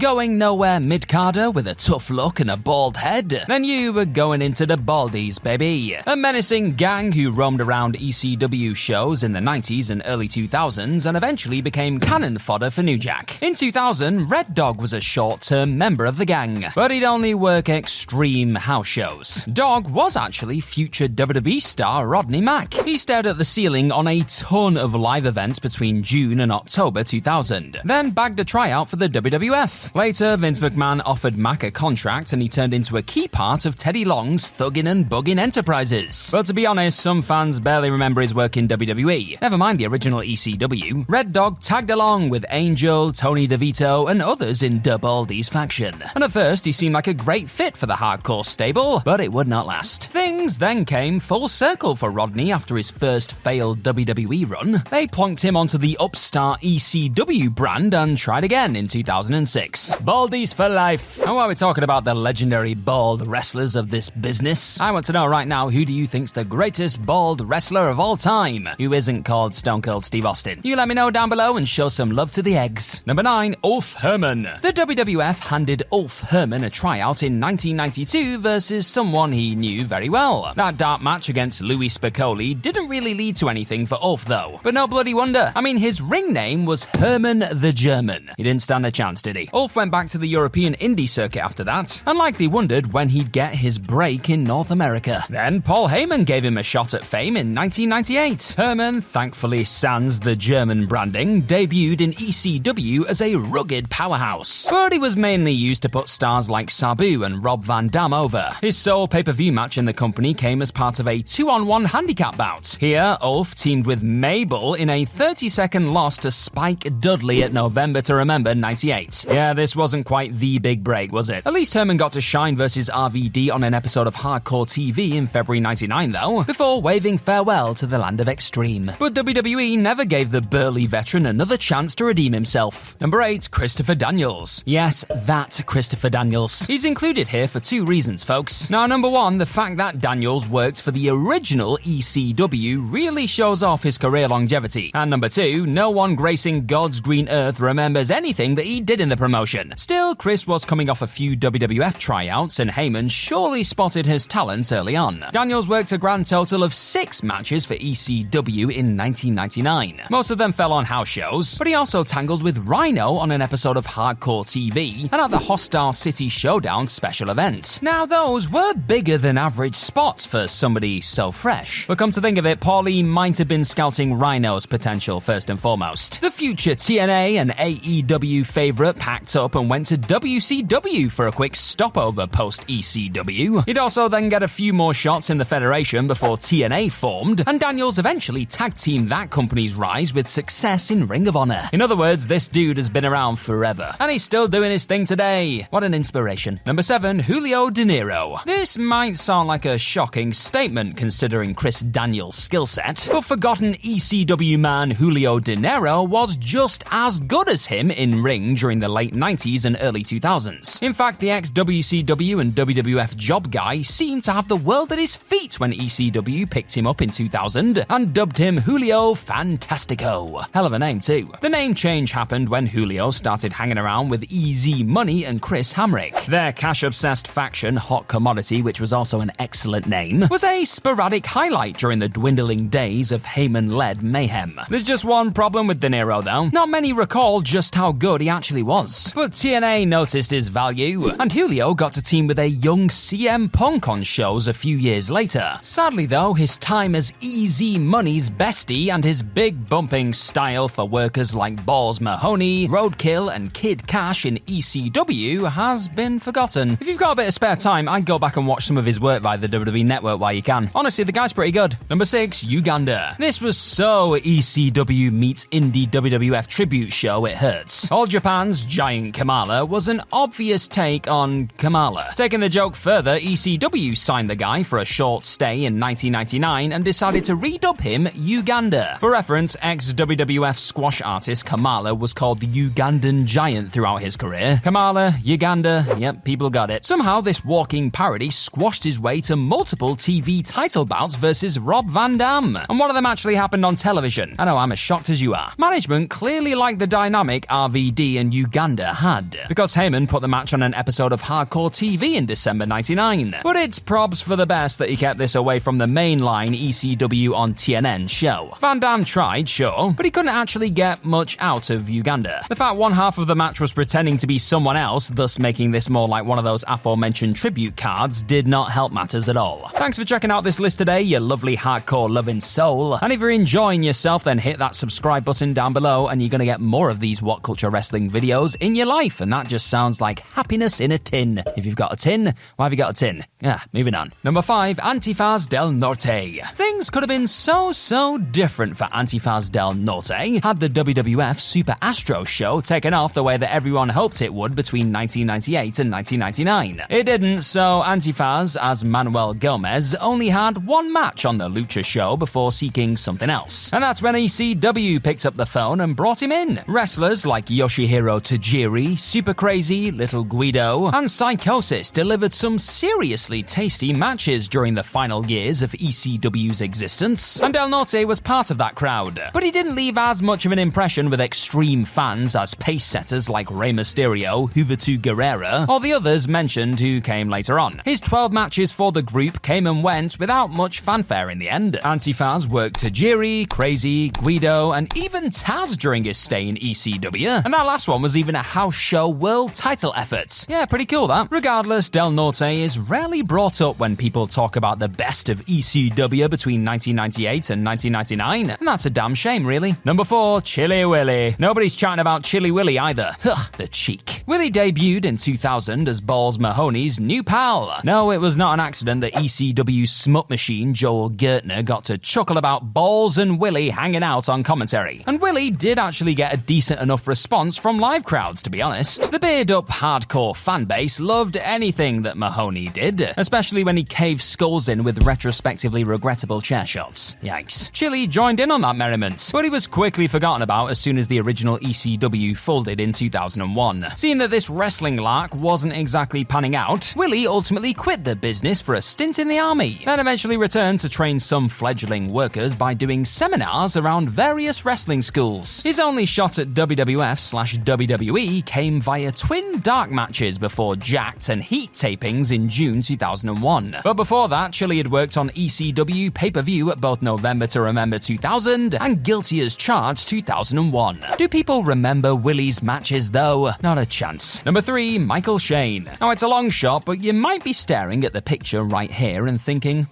Michael Shane, he looks familiar. Well, if so, then congrats, you've sniffed out his family ties. He's cousins with none other than Shawn Michaels, baby. That didn't pay dividends for Mikey though, at least not when it came to making inroads with WWE. HBK trained his cousin and Shane graduated from the TWA Academy in 1999. He'd make his debut in 2000 by working for everyone from WCW to FMW and ECW. But unfortunately for Michael, he wouldn't make it beyond house show loops in Paul Heyman's promotion. And that is why nobody watching this video right now, extreme superfan or not, could ever hope to remember him there. Heartbreaking, kid. I'm not even sorry. The WWF had given up on fleeting thoughts of signing Shane by 2002, but he then looked out when TNA came along. His 4-year tenure with Impact put Michael on the map. It also washed away any disappointments he'd had about never making it with the Fed or ECW. A happy ending. You love to see it. Number 2, The Musketeer. Look, somebody must have sold Heyman on sitting down and smoking a few with RVD, then downing endless beers with the Sandman before shows in 2000, because that is the only reasonable explanation for why Paul decided that putting this guff on his programming was the right call. The Musketeer remains one of ECW's worst ever gimmicks, and everyone should be grateful that it was short-lived. El Muskie worked his first bout versus Jean-Pierre Lafitte on a house show in July 2000. That pirate versus pirate encounter would have been silly and goofy enough that it immediately rubbished ECW's counterculture brags about being different to the cartoonish WWF and WCW. For some reason though, rather than packing Muskie in a cannon and firing him out to sea, ECW kept the Musketeer around and turned him into a quasi-mascot for Simon Diamond. It was horrible, but yeah, it happened. Incredibly, the fake pirate wasn't Diamond's only pet project towards the end of ECW's shelf life. He had a whole faction of misfits, which brings us to number 1, The Prodigy. The Prodigy was another Simon special. Consider this a 2-for-1 actually. The Prodigette also hung around the undercard faction. Prodigy and Prodigette were played by ECW Project Tom Marquez and bodybuilder Angel Orsini respectively. Marquez had actually been hanging around the locker room since 1996, but he'd only worked 4 matches until a sudden explosion in 1999. Heyman apparently figured that Tom was ready because he wrestled 46 bouts in 99 and a further 30 in 2000. Prodigy then worked another trio in 2001 before ECW closed doors. Most of the Prodigy's matches occurred on live events though, and his main role was just accompanying Diamond to the ring for his own matches/segments. Together, Prodigy and Prodigette were referred to as sideshow freaks. Lovely. I mean, fair enough, but that did not stop chief announcer Joey Styles from boldly proclaiming that the Prodigy would be one of ECW's biggest stars in the new millennium. He could carry the promotion through the new decade, apparently. Or not. Yeah, maybe not. Everybody went through TNA. Even CM Punk was there for a while, which is crazy. He arrived with Mickie James too. It just became somewhere to try and make a name for yourself, even though it was quite hit and miss. So let us make sure your brain is up to date with all of this now, because I am Simon Miller. Here are 10 people you totally forgot worked for total non-stop action. Number 10, A1. No, he is not a position on the map. A1 did enjoy breaking TNA records though, because he worked for the promotion between 2004 and 2007 when he went missing for 11 years. That's right, he waited a good old decade before he came back. I think the biggest surprise is that TNA was still going at that point, but that's why they rule. They became the little engine that could. A1 did have a pivotal role too, because he was part of Team Canada, who were very important when TNA first came to be. Bobby Roode and Eric Young used that to get where they are today, and amazingly, they were number 2 and 3 in the group for a while. A1 was the guy. It's why he got kicked out of the stable to try and push him as a singles, but sadly it didn't work. He left in February 2007, and this really is a what could have been. Very upsettingly, we shall now never know. Number 9, Chris Melendez. Look at this picture. That is Chris Melendez with Ken Anderson and Bully Ray. This wasn't by fluke. The 2 veterans were so impressed with Chris, they wanted to help him succeed. It was due to the fact Melendez had a great work ethic, plus was an army man.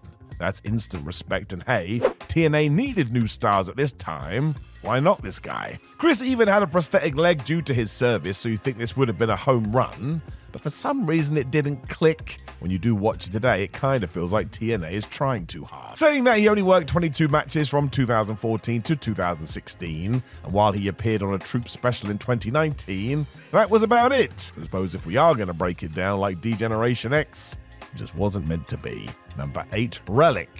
Yes, that is Killer backwards. The name sums it up. Look at this mask on the screen right now too. I'm not sure whether I meant to be scared or go get a whip ready, and under the mask was the one and only Johnny Stamboli.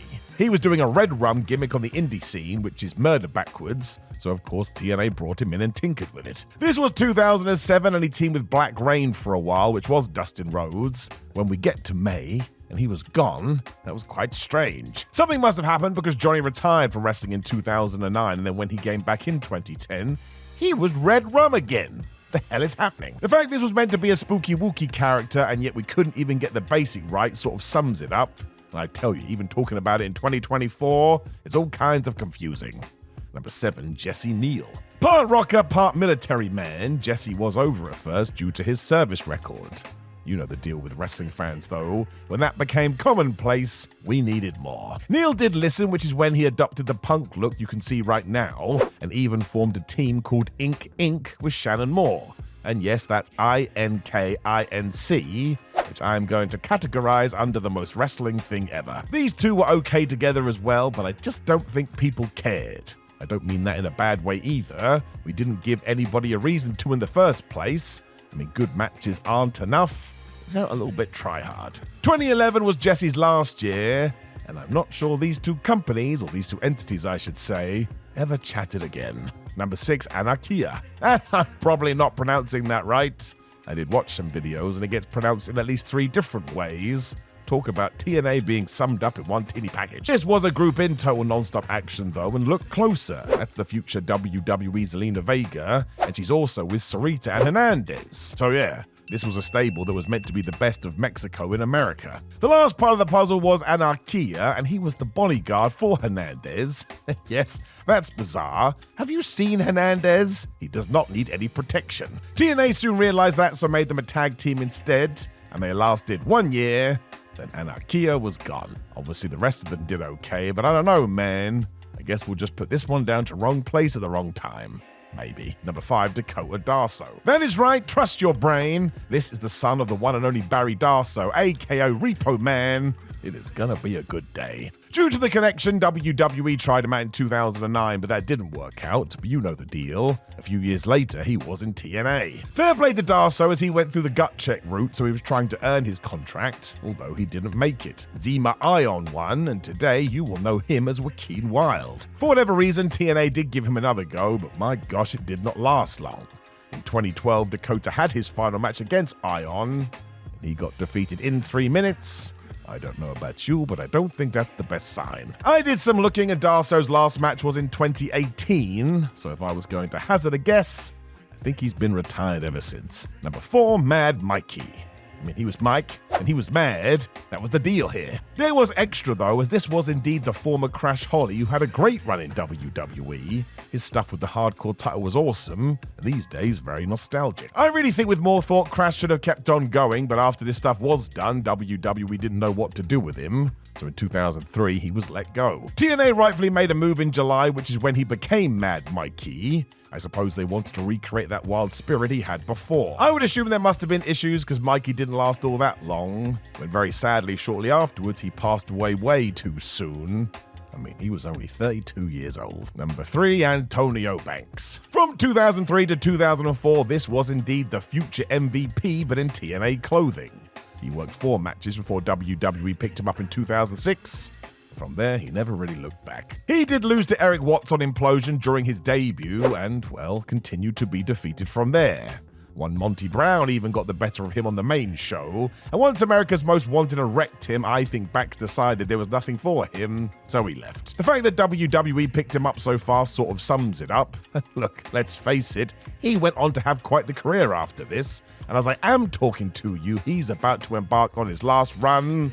MVP went and did alright. Number 2, Judas Menzies. Soon to be way bigger in MLW and Lucha Underground, most of the time in TNA, Judas Menzies ran after Abyss.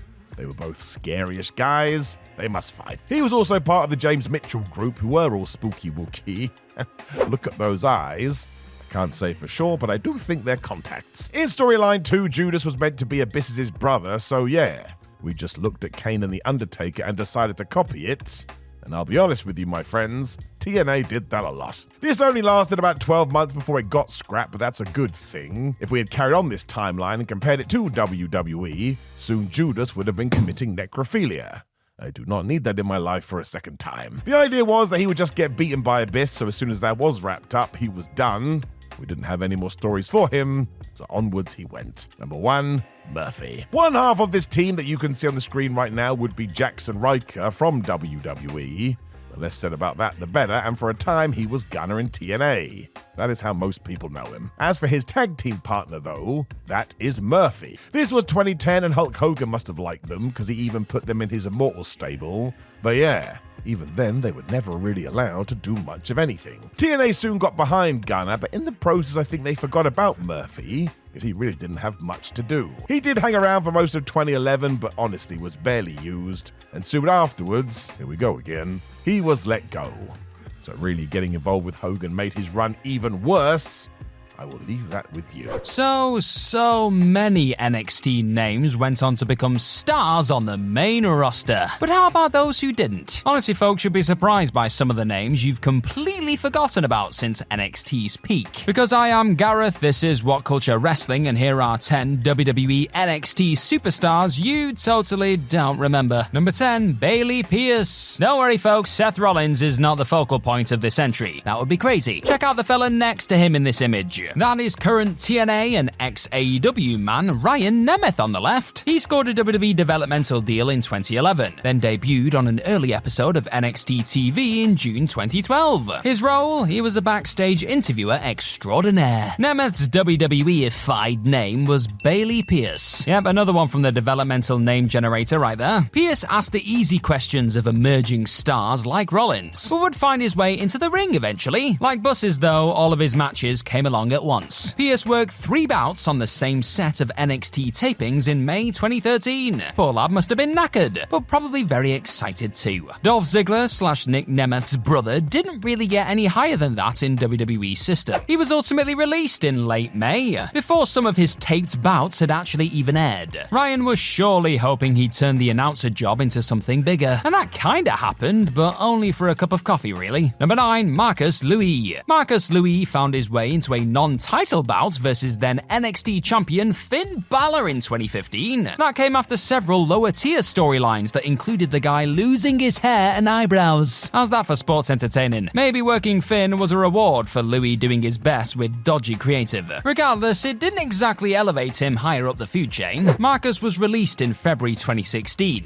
and it was somewhat surprising really, if only because he'd been such a regular presence on NXT programming just 2 years prior. Weirdly, and despite how often he was on the shows, Louis now isn't someone who ever really comes up when people discuss the brand's earliest wave of momentum. Takeovers were in full swing by 2015, and had started during Marcus's best year in WWE before that. However, he wouldn't benefit from all that hard work building NXT as a brand that fans should really pay attention to. Company higher-ups just cut him from the roster without much warning. Here's a quick question then. Who do you think is the most underrated performer in NXT history? You let me know in that comment section down below. Number 8, Jake Carter. Now for reference, Jake Carter is actually Vader's son, not Darth Vader the wrestler. His real name is Jesse White, but WWE needed to go the name generator route and trademark their own. There's plenty more of that to come in this list. Thus, Carter was born. He'd actually become an early tag team partner for current SmackDown commentator Corey Graves in FCW. Jake came along for the ride when FCW changed to NXT in 2012, but he'd be gone by late 2013. WWE bosses at the Performance Center and higher-ups couldn't have figured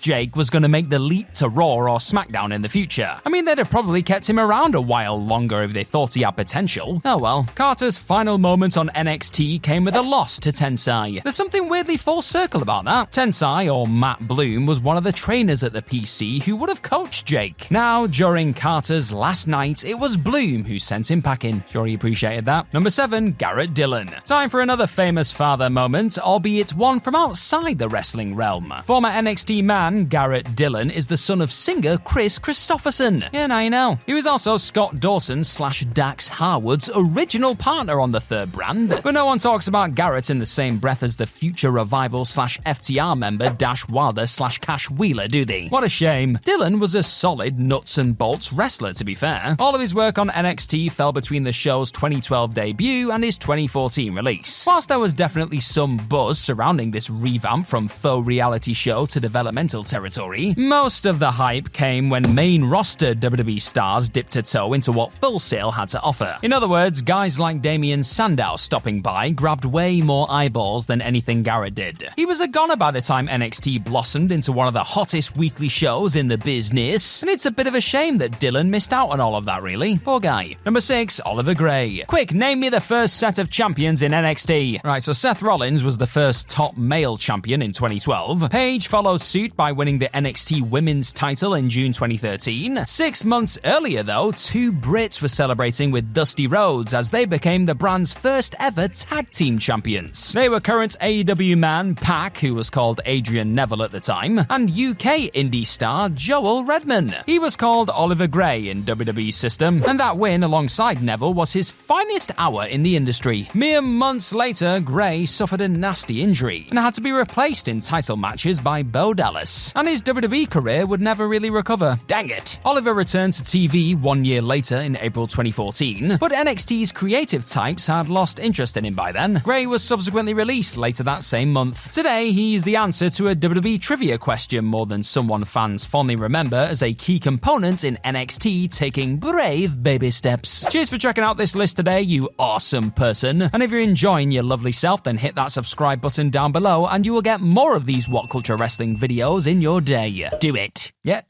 okay, good, thank you. Number 5. Hugo Knox. Hugo Knox put pen to paper on a contract in 2013, but he wasn't plucked from obscurity or the independent scene. No, he'd been a professional footballer for teams like Port Vale and Burton Albion, you know the ones, before trading playing goalkeeper for pro wrestling. WWE clearly liked his physique and thought Stuart Tomlinson had promise, because, well, they signed him up. Tomlinson was renamed Knox and debuted on NXT in 2014. He'd only wrestle one match on television. Hugo teamed with old Heavy Machinery member Tucker to face the Vaudevillains on the 2nd of March 2016 episode. All of his other bouts were either dark matches before TV tapings or on the road during NXT house shows. Didn't really get on telly much. WWE eventually cut Knox loose in 2016, and he returned to playing football. Hugo has also done some modeling work on the side to keep himself busy since leaving the company, and good for him. Will he ever be back? Well, it's doubtful. Was he memorable? I mean, the man barely got a chance to be, did he? Number 4, Dan Mather. WWE drafted up a deal for Big Dan Mather in late 2015, and he'd report to the Performance Center before hitting the NXT brand in 2016. But you probably don't remember him for anything he achieved on the third brand. Like his claim to fame was getting smashed around the place by a fired-up Samoa Joe, really. And that's about it. I mean, except for his totally random main roster run, a lot of fans have surely forgotten all about that as well. Mather was handed a spot in 2018's 50-man Greatest Royal Rumble over in Saudi Arabia, despite not doing anything of note on NXT. Admittedly, once Vince McMahon had taken a look at him in Saudi, Dan didn't do anything after that either. Mather entered the so-called Greatest Rumble at number 40, and lasted just 2 minutes before being tossed over the top rope by eventual winner Braun Strowman. After that cameo, Dan went back to working the NXT live event circuit and hoped for another big break. But it just didn't come. He eventually left WWE in 2020. Number 3, Troy McClane. Imagine being headhunted by none other than John Cena himself. That actually happened to Troy McClane, and he excitedly penned a WWE developmental contract in 2013. The fact McClane had been trained by Attitude Era favorites Rikishi and Gangrel was promising too. Surely they made sure he had a good head on his shoulders, right? This just in, WWE life is not for everybody, folks. Despite the strength of his trainers and a star the size of Cena going to bat for him, Troy couldn't gain a foothold on NXT. His motivational speaker gimmick didn't capture the imaginations of WWE fans, and no amount of support behind the scenes was going to change that. Gerald Briscoe was reportedly high on McClane and thought the promotion's top brass should bend over backwards to help him. But WWE released the rookie in September 2014 instead. Likely disillusioned, McClane worked a few matches on the independent scene before then vanishing into thin air. Just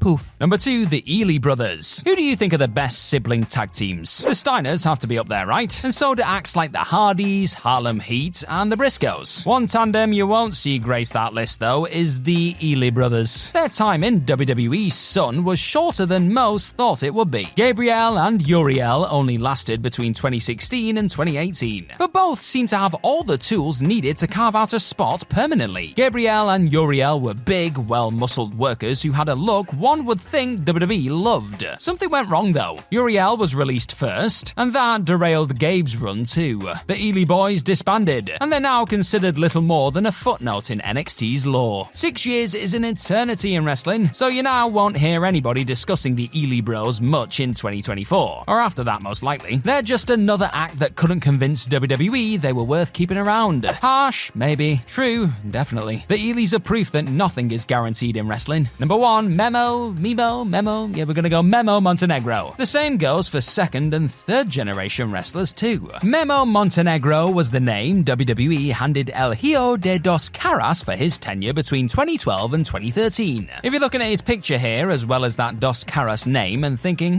he looks familiar, then here's the deal. Memo is Alberto Del Rio's brother, not to mention the nephew of Mexican legend Mil Miscaras. That lineage didn't do much for him on NXT though. Montenegro worked 2 televised matches versus future New Day members Big E and Xavier Woods, but disappeared from TV and was released in July 2013. Reportedly, it was Dos Caras himself who requested that his contract be torn to shreds. Perhaps he could see that things just weren't going that well. Who knows? Memo lost to E in just 21 seconds, so maybe he was right to be frustrated. Del Rio's name is mud in WWE nowadays anyway, so you won't hear official channels trumpeting Alberto or his family. Montenegro can't exactly be considered collateral damage in that, because he was released long before Del Rio's troubles started, but he's definitely still one of NXT's forgotten sons, just like the rest of this list. There was a time when wrestling loved groups, and for some reason the powers that be hated them again before they came back into fashion. Thank goodness. Given how weird all that is, though, there have been some stables which have been forgotten too the passages of time. So I am Simon Miller, and it's time to give these people their due. Number 10, APPLE, or Apple. That's right, this one isn't good. It also featured Santino Marella, Daniel Bryan, Mark Henry, and Evan Bourne. And even in April 2011, that was crazy. Who the flub came up with this? The reason they called themselves this too is because they were feuding with Wade Barrett's The Core. And then, yes, let that sink in for a second. No wonder people gave up on WWE after a while. Santino was the leader, and he claimed this had extra meaning too. It stood for Allied People Powered by Loathing Everything That You Stand For. This was so dumb, and therefore I did kind of love it. Actually, this was far less goofy wrestling and more just stupid, as is proven by the fact that this only lasted one day. That's right, by the following week's Raw, nobody was talking about them anymore. I wonder why. Number 9, Thuggin' and Buggin' Enterprises. No. This was WWE in 2003, which should instantly worry you, and saw Mark Henry and Rodney Mack come together thanks to the management of Teddy Long.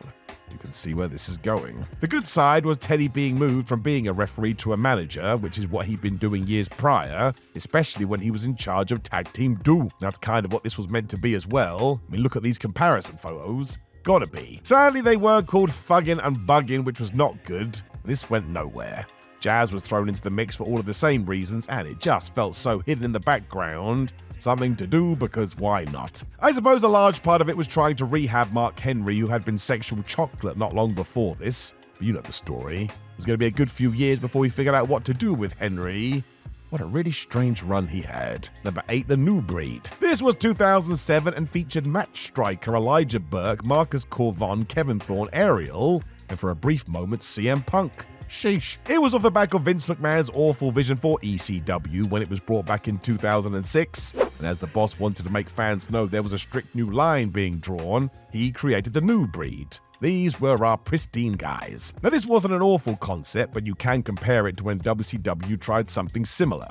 There was no story, and yeah, Punk joined for about a week and then he was gone again, like he went on holiday. It was clearly done so fans didn't pine after the likes of the Sandman and Sabu, but if that's the case, don't bring back ECW. Rob Van Dam has talked about this a lot. There were two very different visions for this, and my gosh, they clashed. Ultimately, I don't think it was very good. Number 7, Extreme Expose. The name, man. That is such an awful, awful name. It is 2007 again and saw Kelly, Brooke, and Layla feel like they could do better as a team. And trust me, WWE will never do anything like this again, and nor should they. That's because Extreme Expose's whole role was to be sexy. Why bother let them wrestle when they could wiggle, and it's so bad to watch. WWE pulling at straws trying to get the ratings back. It was another ECW experiment, and honestly, there's not much else to even say because the trio were just told to dance, and then when you're done dancing, why don't you dance some more? I wouldn't advise looking this up either, as it's the bad side of pro wrestling, especially given what we know now. This should be scrubbed from existence, to be honest with you. I don't think it's very kosher. Number 6, the NWA. Oh no, not the NWA, but it was the NWA.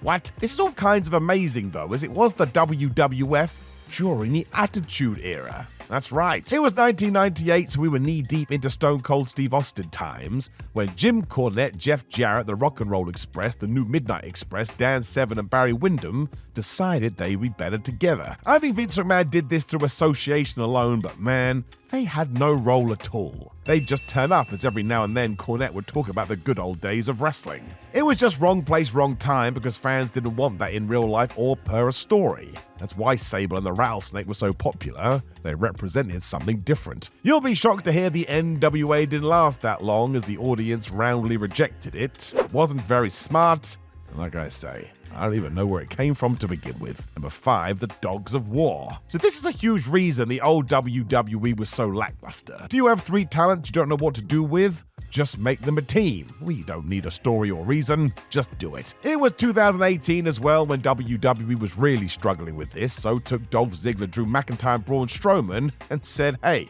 you're friends now. Now, Dolph and Drew had been teaming since McIntyre had been called up from NXT, and it was actually quite good.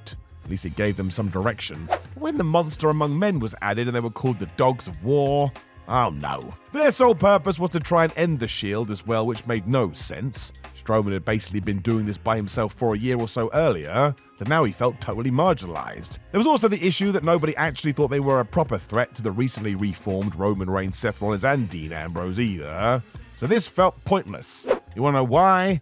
Because it was genuinely pointless. Number 4, Drew's other group, which was also to stop the Shield. He really didn't like them. In 2019, he brought in Baron Corbin and Bobby Lashley to help, so it was basically exactly what we had done 12 months before, and we just changed some faces. I'm not sure these three even had a name, but it did lead to McIntyre getting a match against Roman Reigns at WrestleMania 35. Amazingly, that was match 12 of 16 on that night, so it felt like nothing. And of course, Roman won, which was the same at the Fastlane pay-per-view too. The Shield won the 6-man tag. I'm not even sure why this trio wanted to end the group. They just did, and I think mostly it was because they were big. That's about it. I think they all deserved a lot more. Number 3, and Cena tried too.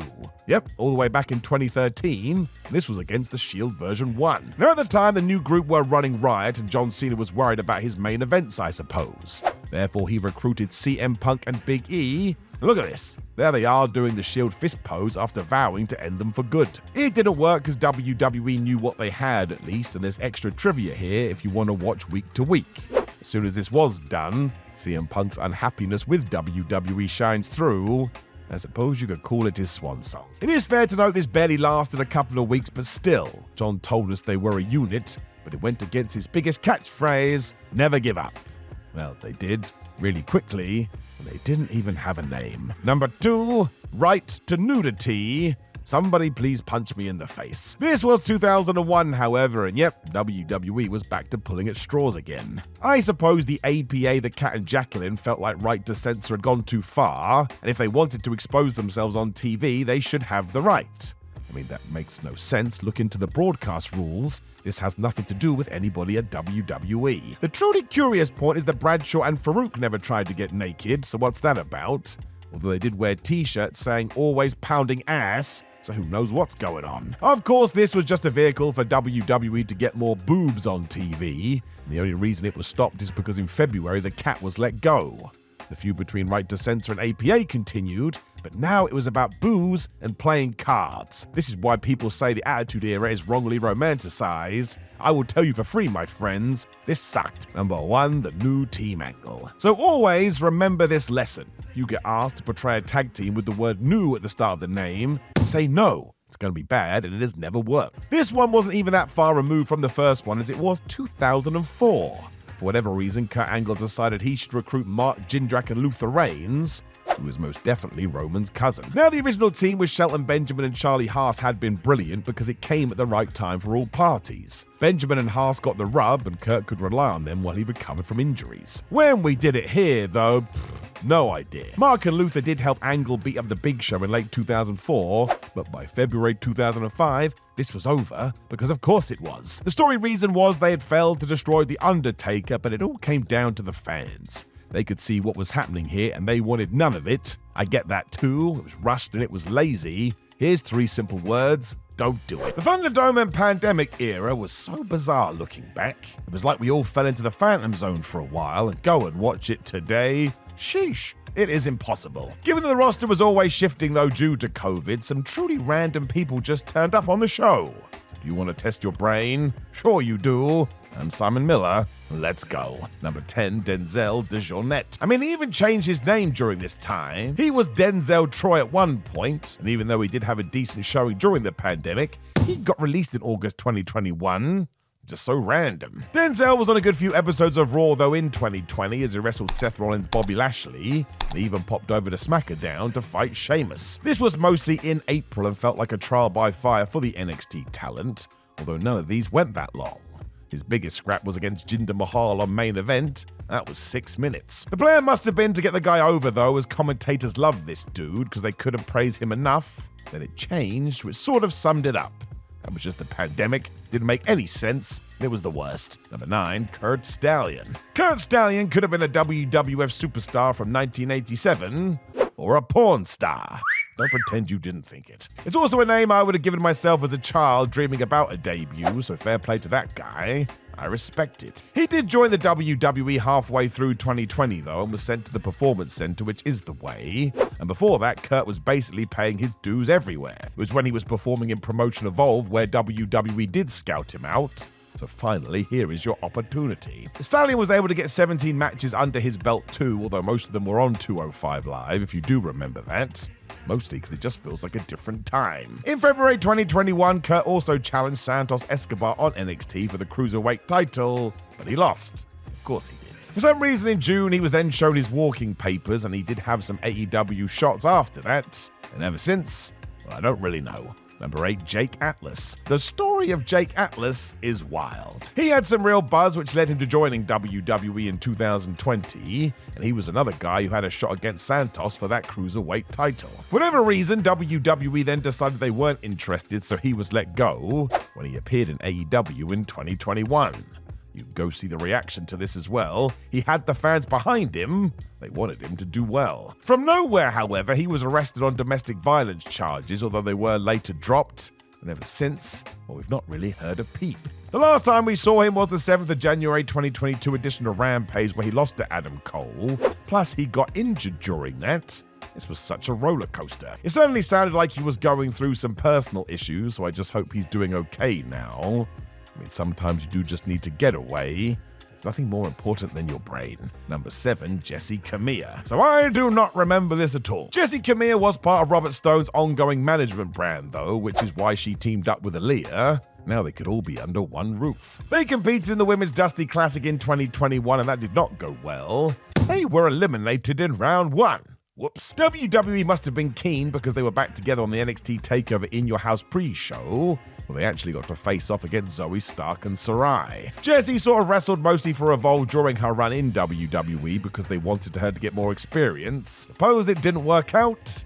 The story doesn't really go much further than this. Number 6, August Gray. What a name that is. I suppose it ties into the weather. It would be Gray in August. Nope. Wait, I've got that the wrong way round. He did team with the already mentioned Kurt Stallion on NXT and 205 Live throughout his stint. They even welcomed in Ashante the Adonis to take on the original Legado del Fantasma. Gray did work a few shows in front of the cameras, although he mostly lost to Timothy Thatcher on NXT TV. And on the 17th of March 2021 show, he got beaten by LA Knight. Yeah. It was different on 205 Live as he finally got some wins when he pinned Tony Nese, Jake Atlas, and Araya Davari. But then come June, he was gone too. The releases during the pandemic were ridiculous. I shall leave the big reveal to the end because today this is indeed Anthony Green, who has done quite well for himself. He had a few shots in AEW before he went and did a lot in Japan with Noah. I think that's pretty cool. Number 5, Scotty 2 Hottie. This is a joke. I'm sorry, but sometimes you need this. I have decided. We all know that during lockdown, WWE fell in love with cinematic matches, and I get it. We had to do something. Eventually, they pushed the boat out too when we got to Backlash 2021 and that bizarre zombie match. Damian Priest and The Miz were tasked with making the sponsors happy as they had to work around actual members of the Undead, and I still need to know, does this mean zombies are now canon in WWE world? Because nobody has told me. Clearly this was just meant to be a bit of fun, because do you know who was dressed as a member of the Horde? Scotty 2 Hottie. You knew that was coming. He was helping out backstage at the time and likely thought this would be entertaining. And he's right, it was. When you see him, it's like the Leonardo DiCaprio pointing gif. Whether or not there was any talk of Scott having a proper match during lockdown, I don't know, but let's face it, it would have helped. I know I keep going on about it, but this period was just so miserable. Number 4, Catalina. One day, Catalina was just on Raw. WWE also called her Carolina, teamed her up with Sin Cara, and had them face Andrade and Zelina Vega in November 2019. Didn't last long. Soon she was back to NXT, where she did become Catalina when she shifted again, because she became Katrina Cortez. And that's the most NXT name ever, but still, make up your damn mind. This sort of helped as Cortez had a decent run and even faced Bianca Belair and Asuka on separate episodes of WWE Main Event. And it felt like it was going fine.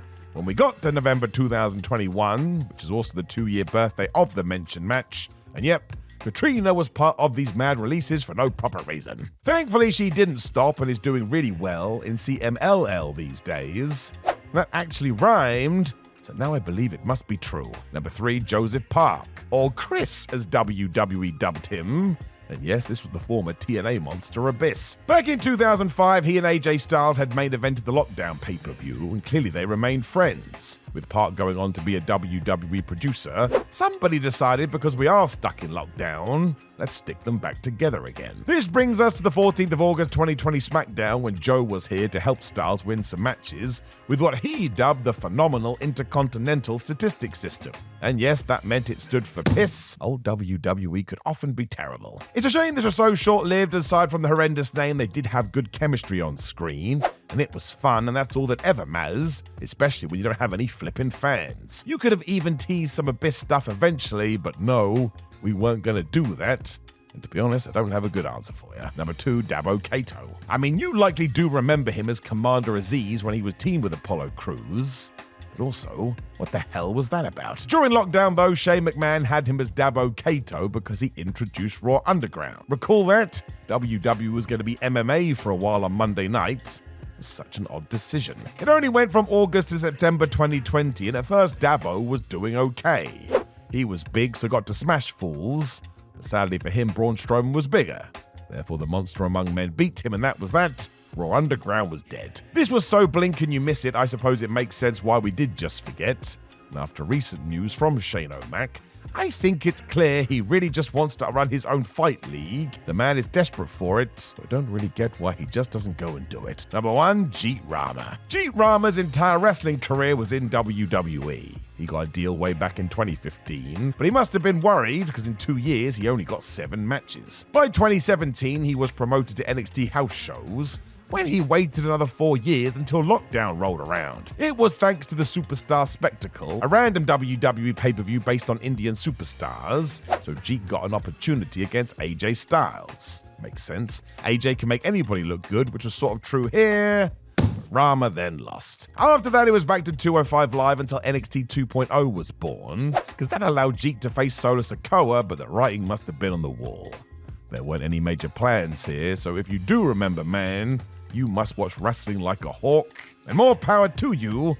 I just hope you're happy. For every legendary WWE manager like Bobby Heenan or Paul Heyman, there are hundreds of forgotten faces who didn't quite reach those levels. Now, some of these people only had fleeting runs in the company. There are also actually a few that should have worked out and enjoyed longer spells than they did, really. Either way, I am Gareth, this is WhatCulture Wrestling, and here are 10 forgotten WWE managers you totally don't remember. Number 10, the Commandant. Don Callis had nothing on the Commandant. Okay, that's clearly nonsense. Don's run as the Jackal had way more potential than the WWF realized back in 1997, but probably with a gimmick other than the military-based Truth Commission. That was a way better fit for the group's original manager, that aforementioned Commandant. He was an actor called Robin Smith that Bret Hart met in South Africa, and the pair just hit it off. The Hitman recommended his new pal to Vince McMahon, and the Commission idea debuted in affiliate promotion USWA. Then McMahon brought them to core WWF programming. But the Commandant only lasted a few months on TV before being replaced. When people think Truth Commission, they think Jackal, right? Actually, do people really think about the Commission at all in 2024? I know I don't. But if you were a lover of Recon, Sniper, and Kurgan the Interrogator, then you let me know in the comments. Number 9, Oliver Humperdinck. Poor Oliver Humperdinck debuted in the WWF at the worst possible time. He came over from the NWA in 1987, but struggled to find house room next to ringside icons like Bobby Heenan and Jimmy Hart. There's some legends right there. Also, Oliver was a babyface manager, and that wasn't really something the Federation handled well during that era. Who knows, things might have been different had he been a heel instead. Humperdinck managed Bam Bam Bigelow during his own initial and definitely out-of-place face run, and Paul Orndorff during his stay with the promotion. By mid-1988, though, he was on the outs and back in the Alliance right before it changed to WCW. So much for making a splash in the WWF big time, eh? In retrospect, Oliver's presentation was all over the bloody place, really. Bam Bam's flame motif and head tattoos didn't really jive with Humperdinck's garish Wizard of Oz look. It was an odd fit, and it certainly didn't help that the manager's promos were a bit too friendly and tame either. Look at that jacket, though. Now I've got a question for you. Who do you think is the most underrated manager of all time? I think it's Humperdinck for that jacket alone, but you let me know what you think. Number 8, Clarence Mason. It was always strange when the cartoonish world of the WWF tried to mimic gritty, real-world failed events. Case in point, Clarence Mason. He was a lawyer character who was meant to capitalize on publicity from the O.J. Simpson trial that had been hot news in the mid-1990s, and unsurprisingly, nobody cared. Mason was initially Jim Cornette's attorney, but turned into a manager by guiding Crush's career once he was rehired. Then Clarence joined the Nation of Domination while still managing Owen Hart and British Bulldog for some reason. Yeah, it was pretty messy booking. Vince McMahon then lost interest in the lawyer gimmick and released Mason in mid-1997. WCW hired him after that because, well, of course they did. Pretty sure I even ended up with a job there that year, and I would have been 3 at the time. Mason's run there as Jay Biggs was totally rubbish, and included him warring with Booker T over the T initial. Thrilling stuff. Overall, Clarence failed to turn heads. He didn't take bumps and didn't actually do that much talking during promos either. The fact he somehow worked for 2 major promotions is a bit of a head-scratcher. Number 7, Amy Weber. Anyone who actually remembers Amy Weber's time as JBL's image consultant between 2004 and 2005, well, they deserve a prize. That is some hardcore I have every episode of Raw and SmackDown committed to memory fandom right there. I don't know what the prize is. Maybe it's